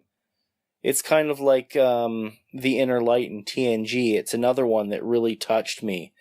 Yeah, but I almost wonder if it falls into that same potential issue as The Inner Light, that it's a fantastic episode, but I don't know if it truly works for Attack Wing. Exactly. It just doesn't translate, because it doesn't have a conflict, an external conflict. It's all internal. And it's okay, it's stuff you could interact with the planet, but you can't. You can't beam anyone down there. Yeah. Not really. Well, anything that goes down is sacrificed, because by the time it came back, if it could, it would be old and dead. A reverse Genesis planet? Interesting. Maybe? So you beam crew down to have crew interact on the planet to influence the planetary dynamics to go your way? I mean, that's kind of twisting the feel of what happened in the episode, but so is having two away teams on the Genesis planet. I kind of liken it to the idea of like Civilization or something, like the video game where you're controlling the evolution of an entire society over the course of their evolution. Right. So it's like, okay, two opposing ships come into this planet. They see it as a fantastic opportunity to breed new allies or maybe reinforcements. And it could actually potentially spawn a reinforcement ship in the game for them, for their conflict. Okay. You get to roll attack dice or defense dice, something, equal to the cost of the crew that you beam down. And every hit or evade gets a marker, and then the crew is removed from the game. Yeah. Because that is the extent of them. Right, and you can send another one down each turn. Right, and then you play... It's like influence points. Influence points. First to 10, first to however many, most after so many rounds, something like that, gets a standard reinforcement ship. Maybe it's a Maquis Raider or something like that. I don't know. Yeah, or it's something that you can build that has like a point cap or something like that. Yeah, maybe you just have a 30-point reinforcement ship, or even like a 25-point reinforcement ship. Just ready to go, and that's denoted on your build, and you get to bring that in if you win the race. Right. That could be something. I don't know. That's not as solid as the last one we kind of did, but it's out there. It's a way to breathe life to a concept that might not otherwise have been. I think that it does fit the theme of if you beam something down, you're not getting it back. Yeah. And that person's definitely gone. Mm-hmm. They are remembered in history, but there's nothing you can do to get them back. They are done and out of the game. Mm-hmm. The exception being someone like the Doctor. Just from the point of story, I'm not sure how we do it game-wise, because we don't have like this character is a hologram or this is an android. Like Data and the Doctor would be perfect examples of beings that could survive that. Not too much the worse for wear. Could, right? Because the Doctor did indeed do that. You're right. Yeah. Yeah. Simplicity. I don't know. Yeah, it's right. It's a side note, not really meant so much for the attack wing angle, but interesting concept-wise. Right. Yeah. Mm-hmm. Okay. I think there's something there. There's potential. Untapped potential. Isn't that the best kind of potential? Yes, indeed. I think that tells you there is still a ton of potential in what can still be done with these scenarios, even an episode that you wouldn't think. I know this question kind of came up on the Facebook group. I stayed quiet because I knew we had this episode coming. Mm-hmm. Here's our answer. I didn't want to spoil anything. I also didn't want to take the time to type it out because I had stuff to say. And it's not just here's what we have to say. Here's the tip of the iceberg of what we have to say. We just don't want to take up the rest of your lives to go through all of them. Because think of how many weeks it would take just to watch every episode of Star Trek, and how each episode of Star Trek can spawn hours and hours of conversation. So we could literally be here for months, if not a year or more, on end, talking about all the possibilities. So that just tells you how much life there is left in this game, potentially. That could be a really fun project, though. Huh? Well, I'm thinking if we ever get tired of doing Warp Core Breach such as it is, we go through episodes of Star Trek, watch them, and talk about the potential application into Attack Wing. Yeah, the Attack Wing ramifications of this episode. So, we watched TOS, episode 7, and here's the name, here's basically what went on, and here's how we think it could work in Attack Wing. It doesn't. Okay, next. As far as I'm concerned, the way to make this work is to do a Mystery Science Theater 3000 sort of concept where we watch the episode together live, and we can do this sort of simulcast over Skype or whatever. We each have the episode loaded. We hit play at the same time, and we record ourselves reacting to it while we're watching it, and our reactions will be geared towards Attack Wing. Okay. It would be a way to sort of keep it within reasonable confines, because no episode would be more than about an hour or so, because we would probably have a bit of a deliberation or a chat afterward, but we would be processing it in real time. And then afterward we'd be reflecting and go, okay, remember when we said this or we saw this? And okay, this and that. Okay, you hear that, folks? We just planned the next 800 episodes of Warp Core Breach. I don't think it's quite that many. We're taking suggestions on the new podcast name now. and enter now and enter often. Anyways, all right. Before you just completely turn us off, we're going to kick it over to the contributors, hear what they have to say for their ideas on episodes to turn into scenarios, because, well, if two minds are good, then more must be better. And then we'll be back with final thoughts. On that note, the collective, the cooperative. Discuss. This is Big John out of the Klingon boarding party, Da Vinci's DreamWorks 2, South Florida. And the episode I would most like to see made into an OP organized event would be Blood Oath from Deep Space Nine. I would like to see the two players surround the planet and be the first one to kill the albino and regain their honor. Kapla. Hi, this is Dave Griffin. For me, there's one that I have tried turning into a mission before with some success, but would like to see WizKids do, and that is the Narendra 3 episode, essentially yesterday's Enterprise. Now, they've done this a little bit, and I don't expect to see them come out with an Enterprise C, but the Enterprise C, to me, isn't that different from the Enterprise D in terms of the compressed firepower of Star Trek Attack Wing.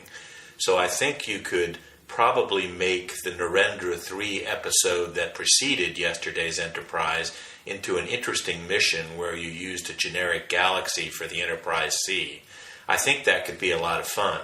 You could even make it a two-part mission where you have one scenario for the Narendra 3 episode prior to the episode, and then the second one for the Enterprise D and the Enterprise C defending themselves against the Klingons.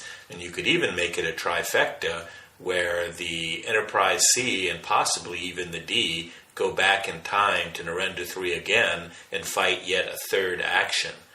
It could all be a lot of fun. There would be an element of the Kobayashi Maru in this because the Enterprise C and D are always outnumbered and outgunned. But it's a fun mission with a lot at stake, and that's the one that I'd like to see done. Thanks, and I'll see you next week. Hello, this is Stephen Stott. Been thinking about this one, and I thought what would be interesting would be to have a twist on the original series episode, Errand of Mercy. That's the one with the Organians, where they stop the Federation and Klingons from having all-out war. I would like to see that as an actual mission or OP, where instead of the Organians totally stopping both factions, they actually would only be able to perhaps delay the action, but ultimately you would have a war that would start. So maybe have a planet in the middle, and as an action, for example, either side could place a mission token down on the planet, and that would denote for that turn that no battle could happen. But after, say, maybe 3 mission tokens were used up or gone, then from then on the battle would ensue. The other way you could perhaps do that is have it where the game was for a set amount of turns that you actually could do battle before the Organians intervened. So say like 6 or 7 turns you could do battle, but after that 7th turn, or once that mission token was taken away, then the Organians intervened and imposed peace on both sides, and then you would just get the winner based off of how well they did. Either you destroyed all the ships, or, based on the points that were available at that time. Either way, I would like to see that as a mission or an OP. This is Stephen Stott with Ready to Play Gaming, hoping all your dice rolls are hits and evades. So, as it is our new tradition, we have community feedback on the question of the week. Again, it's something I like, so we're doing it. Nobody complained. That's another reason to keep on doing it. Is it one of those situations where you try to do one thing, it ends up kind of becoming another, and you say, yeah, we meant to do that, really? Yeah, something like that. Well, this is also more tough for some people to record a whole segment and then submit it, and this is honestly less editing for me. So, but it's easy for people to respond to a question on the Facebook group. I think eventually we probably need to expand this into Board Game Geek and Reddit, but agreed. I feel like the majority of our audience is through Facebook. But if you're out there and you're listening to this and you're not on Facebook and you want to respond, let us know in some way, and we'll meet you there. Yeah, tell us where your favorite Star Trek Attack Wing forums exist. and we'll give you the question of the week there and get your feedback that way. So, this one was only up for a few hours, so I'm sorry if you missed it time zone wise, kind of a last minute thing, but yeah. So again, question of the week is, what episode of Star Trek, any series, would you like to see as an OP or mission? People took that in different ways, and that's great. Yeah, first up, we had one from Chris Comerford, and he mentioned Caretaker, which would be the pilot for Star Trek Voyager, and he suggested perhaps fighting over the array. I think that could be good. You have one side trying to defend, another trying to attack. Uh-huh. And maybe that could be another reinforcement situation where maybe you'll roll a die and randomly one player will get a reinforcement over the other, or perhaps it'll just simply alternate. Like every second turn, the other person will get another ship in there. Yeah, I could see that. On the same episode note, I could see them bringing the Badlands search in as an OP. Or at least a mission. I know they've done some Badlands stuff as missions, but always room for more. Yeah. Alex Jamal says think tank. Exchange crew for not getting attacked by an indestructible ship. That could be interesting. I think you'd have to have that maybe more as a mission where you're not limited to the 50-point rule. Right. Yeah, and just for those that may not be aware, this is the one that Jason Alexander played the voice of this think tank, which was made up of an AI, an aquatic-like creature, himself and others. And they're all like the great brains, the think tank of the Delta Quadrant.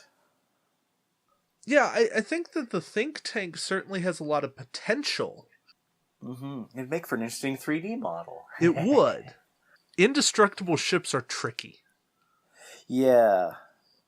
But sacrificing crew... from Collective? Yeah. But sacrificing crew to avoid it, yeah, I can see it. Yeah, like perhaps you have to have a crew with a certain cost. Like, I believe they were after 7 of 9, was it? Yes, they are after one of Neelix's recipes, an artifact owned by Chakotay, and 7 of 9. So the crew aspect makes sense. That would also give room to maybe discard tech in terms of the artifact. I have no idea how you'd get Neelix's recipe in there, but again, crew, so. Next up, we have Eric Davis with Once More Unto the Breach. That's the Deep Space Nine episode where we see Kor, and he's looking for one more chance at glory. But as he's aging, they kind of treat him like he's some doddering old fool, which he isn't, but is at the same time. So Worf tries to get him in with that, and Eric is thinking that maybe a raid on an opponent's outpost. One thing this game's missing is protecting something. So probably a better mission, because you can institute that the defender has the ability to do a full stop. They can absorb damage. Right. Do the team flip-flop like Resistance is Futile, where you had a Borg team and a non-Borg team. Sure. Bring 2 builds. Or you just play 2 different styles with the same build, depending on which round you're in. Sure, or both sides could have something they're trying to defend and attack. It's almost like capture the flag in that sense. Yeah. And so you have to balance. What do you leave behind? What do you go on the offensive with? Certainly could be interesting. It's maybe flagships in the sense of each fleet has one ship picked as the flagship, and they have their fleet commander on it, and you need to basically disable that ship, like say do all shields and 1 damage to hull, or something like that, and then you can like beam off their commander And if you can beam off their commander and get it back to your starting line, then you win. That would be interesting. Yeah, and it would be like an admiral or something, so they could keep their captain. Okay. Yeah, it's an idea. In that same vein, Robert Larson suggests Sacrifice of Angels, and then in the comments goes into have a couple of objectives that one team defends, and the other's supposed to destroy, 5 or 10 points per objective destroyed. Yeah. And you could do that both ways, really. You could have... like a bombing run from, like, World War I era. Yeah. Yeah. You could have objectives on both sides that each team needs to protect and go after the other sides. If you want to try to balance it. As a mission, the one-sided approach works in an OP, since they're trying to keep it balanced on both sides, or not balanced, but equal on both sides. Then you just give both sides mission tokens. So interesting. I'm good with that one. Forgive me if I'm pronouncing this screen name wrong, but Wajiabo Kalijabob suggests that we could have some fun with a theme based on naked time, and suggests put a planet in the middle. Each round, all ships that are within range 1 have an attack die thrown against them as the planet collapses. All crew cost -1, but start the game disabled. Instead of removing a disabled token, you can replace it with 2 or 3 time tokens, all to represent the crew being infected and slowly being cured. Captains and admirals all start the game with 3 time tokens as they are infected, but handle it better than the crew. So you're not converting a disable to time tokens with the crew, you're just starting with time tokens. Yeah. That's an interesting way to do it. Yeah, so everybody starts as blank ships, aside from tech and weapons. So all captain skill would have to be at 0, I would even say, as opposed to 1. Yes. That wouldn't really matter. Because when you're disabled, you're at 0. Maybe and, you're at and 1. No supernumerary would be able to take over. Oh, you're so right. So you would be at 0. You would be. Well, I mean, thematically. If everyone's equal, does it really matter? Yeah. Like I said. But yeah, that is an interesting thing. And I like that he's saying all captains and admirals. Yeah, it's cool to have that inclusion. Yes. Even if it is a negative. Well, but at least it's a negative on both sides. And it is a positive when put in relation to your crew. It's all that academy training. True. Command school prepped them for viruses or something. Resiliency, torture training, all that kind of stuff, so that their constitution and endurance and everything, all those D&D things that not everybody understands what they really mean. that stat that you need when somebody stabs you and you go, wait, am I dead? It's only a flesh wound. I've had worse. I got better. Well, speaking of the Dark Knight, or a Dark Knight, not the Dark Knight, that's Batman.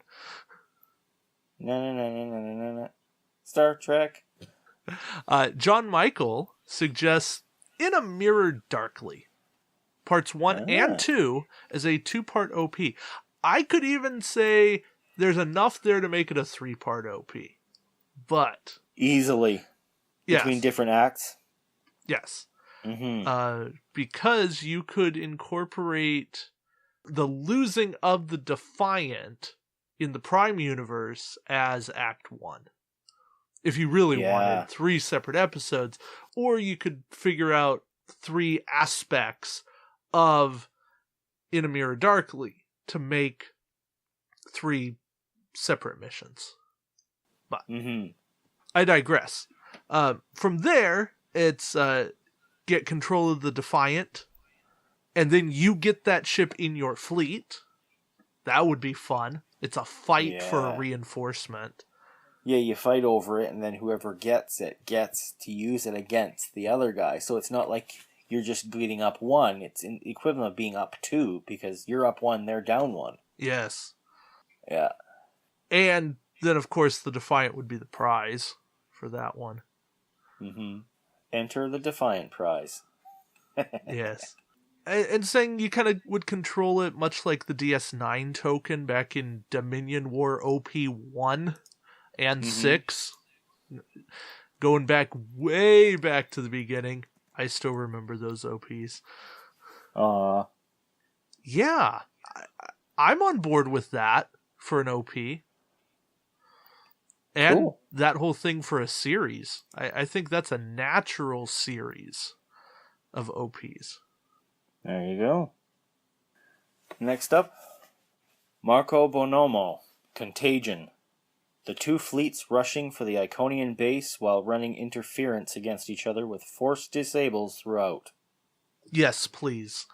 I read that one and I went, yes, force disables, awesome thing for an OP to throw out. Like, I don't care if they're random, targeted, as long as you don't get to pick what's disabled, that's the brilliant side of it. Yes. Like, say you count up your upgrades on each ship, and you count your ships, and like you roll a numbered die for which ship, you roll a numbered die for which upgrade or which card, and then just boom, boom. Or it affects every ship in your fleet. Yeah, each ship gets affected, or maybe as soon as a ship comes within range, then it starts to get affected. Oh yeah, sure. And you basically make it so every ship has to come within range. Yes, agreed. Like you're on a mission of mercy, you know? Yeah.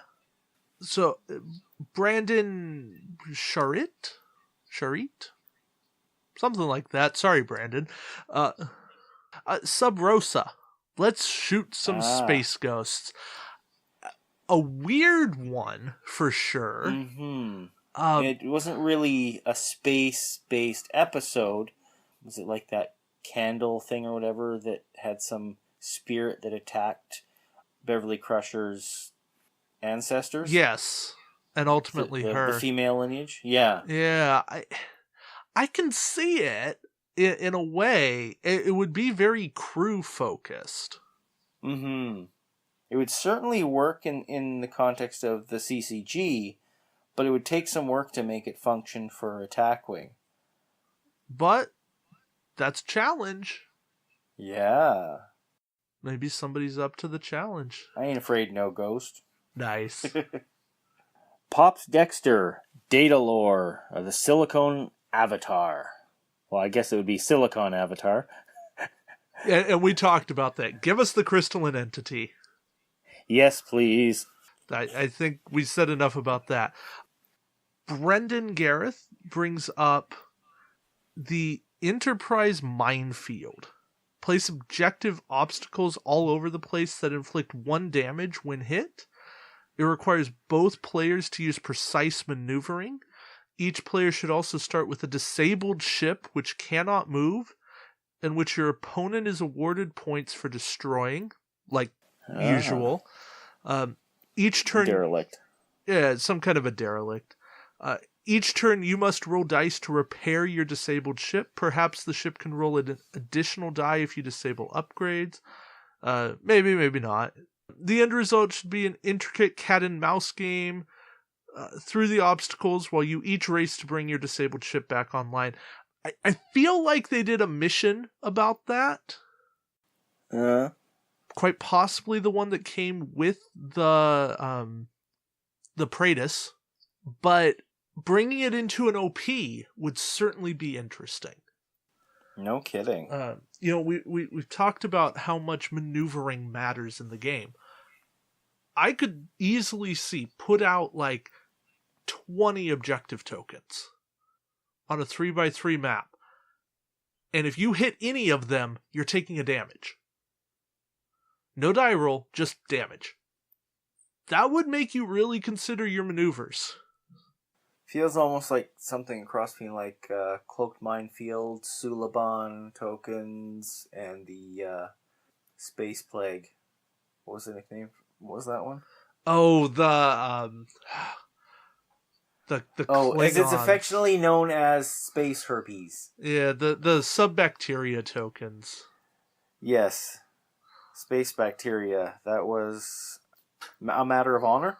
Yeah, it's the one we got Officer Exchange Program in. Yes. That was actually a fun OP. Had, in my opinion, a good prize ship in cards. Not everybody liked it. It was a bit of a mix, but it was quite cool, actually. Yeah, I brought Deep Space Nine to that one. Used it as a vacuum. Ryan Thorne brings up Undiscovered Country, an OP where you can have ships that can fire while cloaked. And presumably stay cloaked. Yes. You can be cloaked, fire, stay cloaked. That would be one that I would think you'd almost have to do as a mission where one side has that, one doesn't, and you'd be forced to take a free sensor echo every turn, so you're definitely not where they assume you are. Yeah. Yeah. But I would say the though. sensor echo happens maybe after the action phase, or after you attack. Oh, after you attack is the same as doing it in the action phase. Really, the only exception being is that it would happen before you choose the dial, and that's just giving the enemy an advantage. It's like, oh, I've seen where you've gone, now I can account for it. So it would have to be after each ship attacks. Yeah, or after that ship. Right. That's what I mean. Is you make your attack and then you sensor echo. And so that gives you a little bit of flexibility to get in and then get out. It's kind of like Independent Tuvok, where you get in an extra move after you attack. Yeah. That could be a thing. And I got a bonus one messaged to me by Alan Husky, who said, Ultimate Computer. Ooh, Daystrom. Yeah. Says he likes things with planets, moons, lots of crew interactions. So you'd have the computer on a takeover, you're fighting the computer control. Presumably both sides are doing this. And so the computer control ship might be more powerful, and you've got to watch out for them attacking you and also trying to disarm them. I think there's some give and take there that could make for a really good scenario. Indeed. And it's certainly space-based, and it would give us another Constitution pack, which isn't desperately needed, but it's kind of a variation on Peak Performance. Yeah. Yeah, it's another like space battle game gone awry. But with maybe this time it'd be like with an AI ship that it's maybe somewhat similar to some of the Borg ones, where you have an AI ship that attacks the both players. Yeah. Perhaps it's actually one of your ships. Like each side, one of your ships gets randomly taken over. Or even your the ship you have with the highest squad points. Or the most attack dice, or something. Yeah, I'm just kind of thinking it would have to be something that you can't necessarily build for. So you don't know which one. Granted, in the show, they installed the computer into their ship and let it run, so you kind of know. But you don't know it's going crazy, right? Maybe each ship has to make a check every turn, and any of them could turn, but once one of them's turned, that's it. Right. Because you shouldn't lose more than one ship to the scenario. Yeah, and then you have like actions where you can bring it back, where you can wrest control back. Yeah, I could see that. And then I would say probably after 2 rounds, maybe 3 rounds, there's a forced takeover. Right. Like there's some rule that mandates control. Well, it's almost like maybe the end of the first round, one of your ships just does get taken over. And then you have to kind of do like an onboard your ship away team of sorts, where you choose a crew or captain or something, you put time tokens on it, and it takes, depending on the cost of the card, let's say, like the cheaper the card, the more time tokens it gets, right? Right, you do something like 8 minus cost or 7 minus cost. Or you must put time tokens on character cards, so that's crew, captain, or admiral, that add up to, say, 10 points or something like that. And then you put 2 or 3 time tokens on each of those. So you can put like two pricey ones, or you can spread it out over 3, or however. Maybe make it 8 points or something. So it's at least points higher than the highest cost card, so it must be at least 2. Right. So that at least 2 of your characters are working to, get control back from M5. Was it It was M5, wasn't it? I'm almost certain it was. Yeah. It sounds right. Typically when it sounds right, and you and I are both saying it, it's going to be right. Does compute. Back in the days when confusing a computer made it explode. Because all computers arc lightning and blow up. Yeah, There's of course. incendiary and Tesla packages built into every single one. Yeah, some even have fireworks inside. Ooh, sparklies. Mandatory disclaimer, do not open your computer and look for fireworks. Exactly. That's that, and hopefully that's a way to tease your mind, to tickle the brain cells, and maybe you can come up with something on your own to run with your group. Yes. And if you do run a custom scenario, let us know about it. Post it on Board Game Geek, post it on the Facebook page. Let the whole community know. Share your experience. Share the fun. Yes, please. We want to know. We are curious folk. Inquiring minds want to know. Something like that. Alright, we are back with our final thoughts. This weekend, I got a chance to go over to Fremont and play some campaign games with Robert Fletcher. That was a good thing. It's the first time I've really gotten to travel for Star Trek. So now I need a sign that's like, have ships, will travel. Yeah. I don't think I'm going to go crazy with that, but it was definitely nice to get to play in now my third store. And engage the ship stream. Yes. But it was more than that. It was getting back to campaign stuff, and I'm not going to do spoilers because, there's some good stuff. Look forward to those on the shipyard in a bit. It needs time to be pretty. I told Nick stuff, so he can attest that there's some good stuff that you will want to watch. I was nerding out. I'm like, and the best part, I didn't even see it coming. Aww. It's like, well, that's the nature of campaign stuff sometimes. It's... Yep. Yeah. I'm just glad I brought the right ships with me. Yeah. When you travel, you can't bring everything. You can only bring so much. But there's something there. It's... The campaign gives me new appreciation for Attack Wing. It's so versatile. Mm-hmm. It lets you tell stories, and it still feels like Star Trek. More so, in fact. Yeah. That's not to say that anything else is bad or less Star Trek or whatever else. This is what I want out of a game. It lets just me... giving you more. Yeah, it lets me tell stories. And I have stories to tell about the game, I have stories to tell in the game, and I can come back after the fact and go, that was awesome.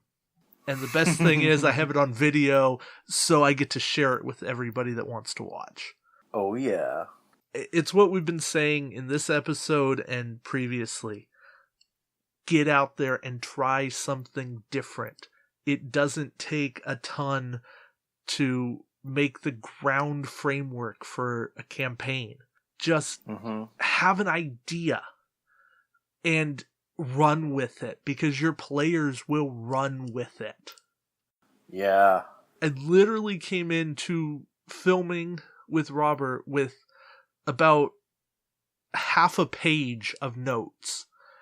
And what we filmed was an hour and a half of gameplay. And there's no way that half page of note could have accounted for anywhere near what took place on the tabletop. Some surprise. Oh, way too many surprises. And that's what dice are for. That's what random luck is for. That's what player choices are for. And it's what working with your players and going, okay, hey, here's something we want to do. I'm not sure how to do it. What do you think is fair? Like, what do you think works out? And there's something to that, because then they're going to feel engaged in the mechanics. You're not dictating everything to them. They're going, yeah, okay, I can work with that. It's communication. Yes. It's like, oh, wait, this is a novel concept for Star Trek Attack Wing. Communication? Yeah. Yeah. Maybe I'm just going on and saying the same thing over and over again. But when I hit a lull in the game, when I feel like it's stale or anything else, I just go back and I turn to the campaign and I go and I tell a story, and it refreshes me and it reminds me of how much there is here that we haven't even begun to scratch the surface of. The hope and promise that is Star Trek Attack Wing. Mm-hmm. And can be. So, in the vein of, I don't want to keep gushing and talking about the same thing over and over again. I think it's best to call it here. But I will say that if you're in the Bay Area, go check out Game Castle in Fremont. That's not a paid endorsement or anything, but it's a cool store. They actually have some Star Trek Attack Wing product in stock. Gasp, shock, terror. I know. The last part being your wallet. Yeah. Or your bank account, or your significant other's reaction when you come home with ships. I won these! Yeah! Yeah, sure. Yep. There's a neat program where for the tournaments with blinds, if you have all 10, you only pay $5 entry instead of like 20. So that's a neat thing. Do you still have to draft from what you have in that sense? Yeah, Robert does this thing. He basically rolls for everybody. And right. So you do have to have the blinds available to build from. Right. Lots of people just make up a little baggie or box with each blind separated out. Yeah. And I guess if you're limited on space, you could submit your build to the TO prior to the event, and then he'll roll and tell you what you get at that point, and then you can't change your build for it. That Maybe, way you can just come with what you need. Because that would work. It might, yeah. Depending on your TO. I don't know the logistics, but I think more TOs, more venues should at least consider that. Not necessarily right away with the blind format, but later on. I mean, who knows if we'll ever get another blind set, but even now, like if you want to run a tournament with the blinds, and a lot of your players have them and don't really want more, but you still want the variety that they provide, you go, hey, okay, bring your blinds. And let's do it that way. Might take a little bit effort to pull them down off the windows, but I'll do it. Well, yeah, and they might be a little tough to move around the tabletop, but... Talk about deflector screens. And dust clouds? Yeah. Ion storms, because they do build up quite a bit of static. 9, okay, now we're done, really, guys. 8, 7. But it wouldn't be 6, a final thoughts if we didn't 5, have a little bit of puns 4, in there. This is Nick. 3, and this is David. 2, Ejecting 1. the core. Warp core ejected. Warp Core Breach is produced by Nick Norris and David Montgomery, with additional content from our contributors. Our computer is voiced by Corinne Donnelly. Warp Core Breach is not endorsed, sponsored, or affiliated with CBS Studios Incorporated or the Star Trek franchise. All Star Trek trademarks and logos are owned by CBS Studios Incorporated. All sound files are used under Creative Commons 3.0 by attribution. For specifics, please visit our Facebook page by searching Warp Core Breach Podcast. If you want to contribute to the show, let us know on the Facebook page, or you can email us at warpcorebreachpodcast@gmail.com. Happy American Thanksgiving, everybody. I'm sorry for the 2.5-hour episode. But then again, not sorry.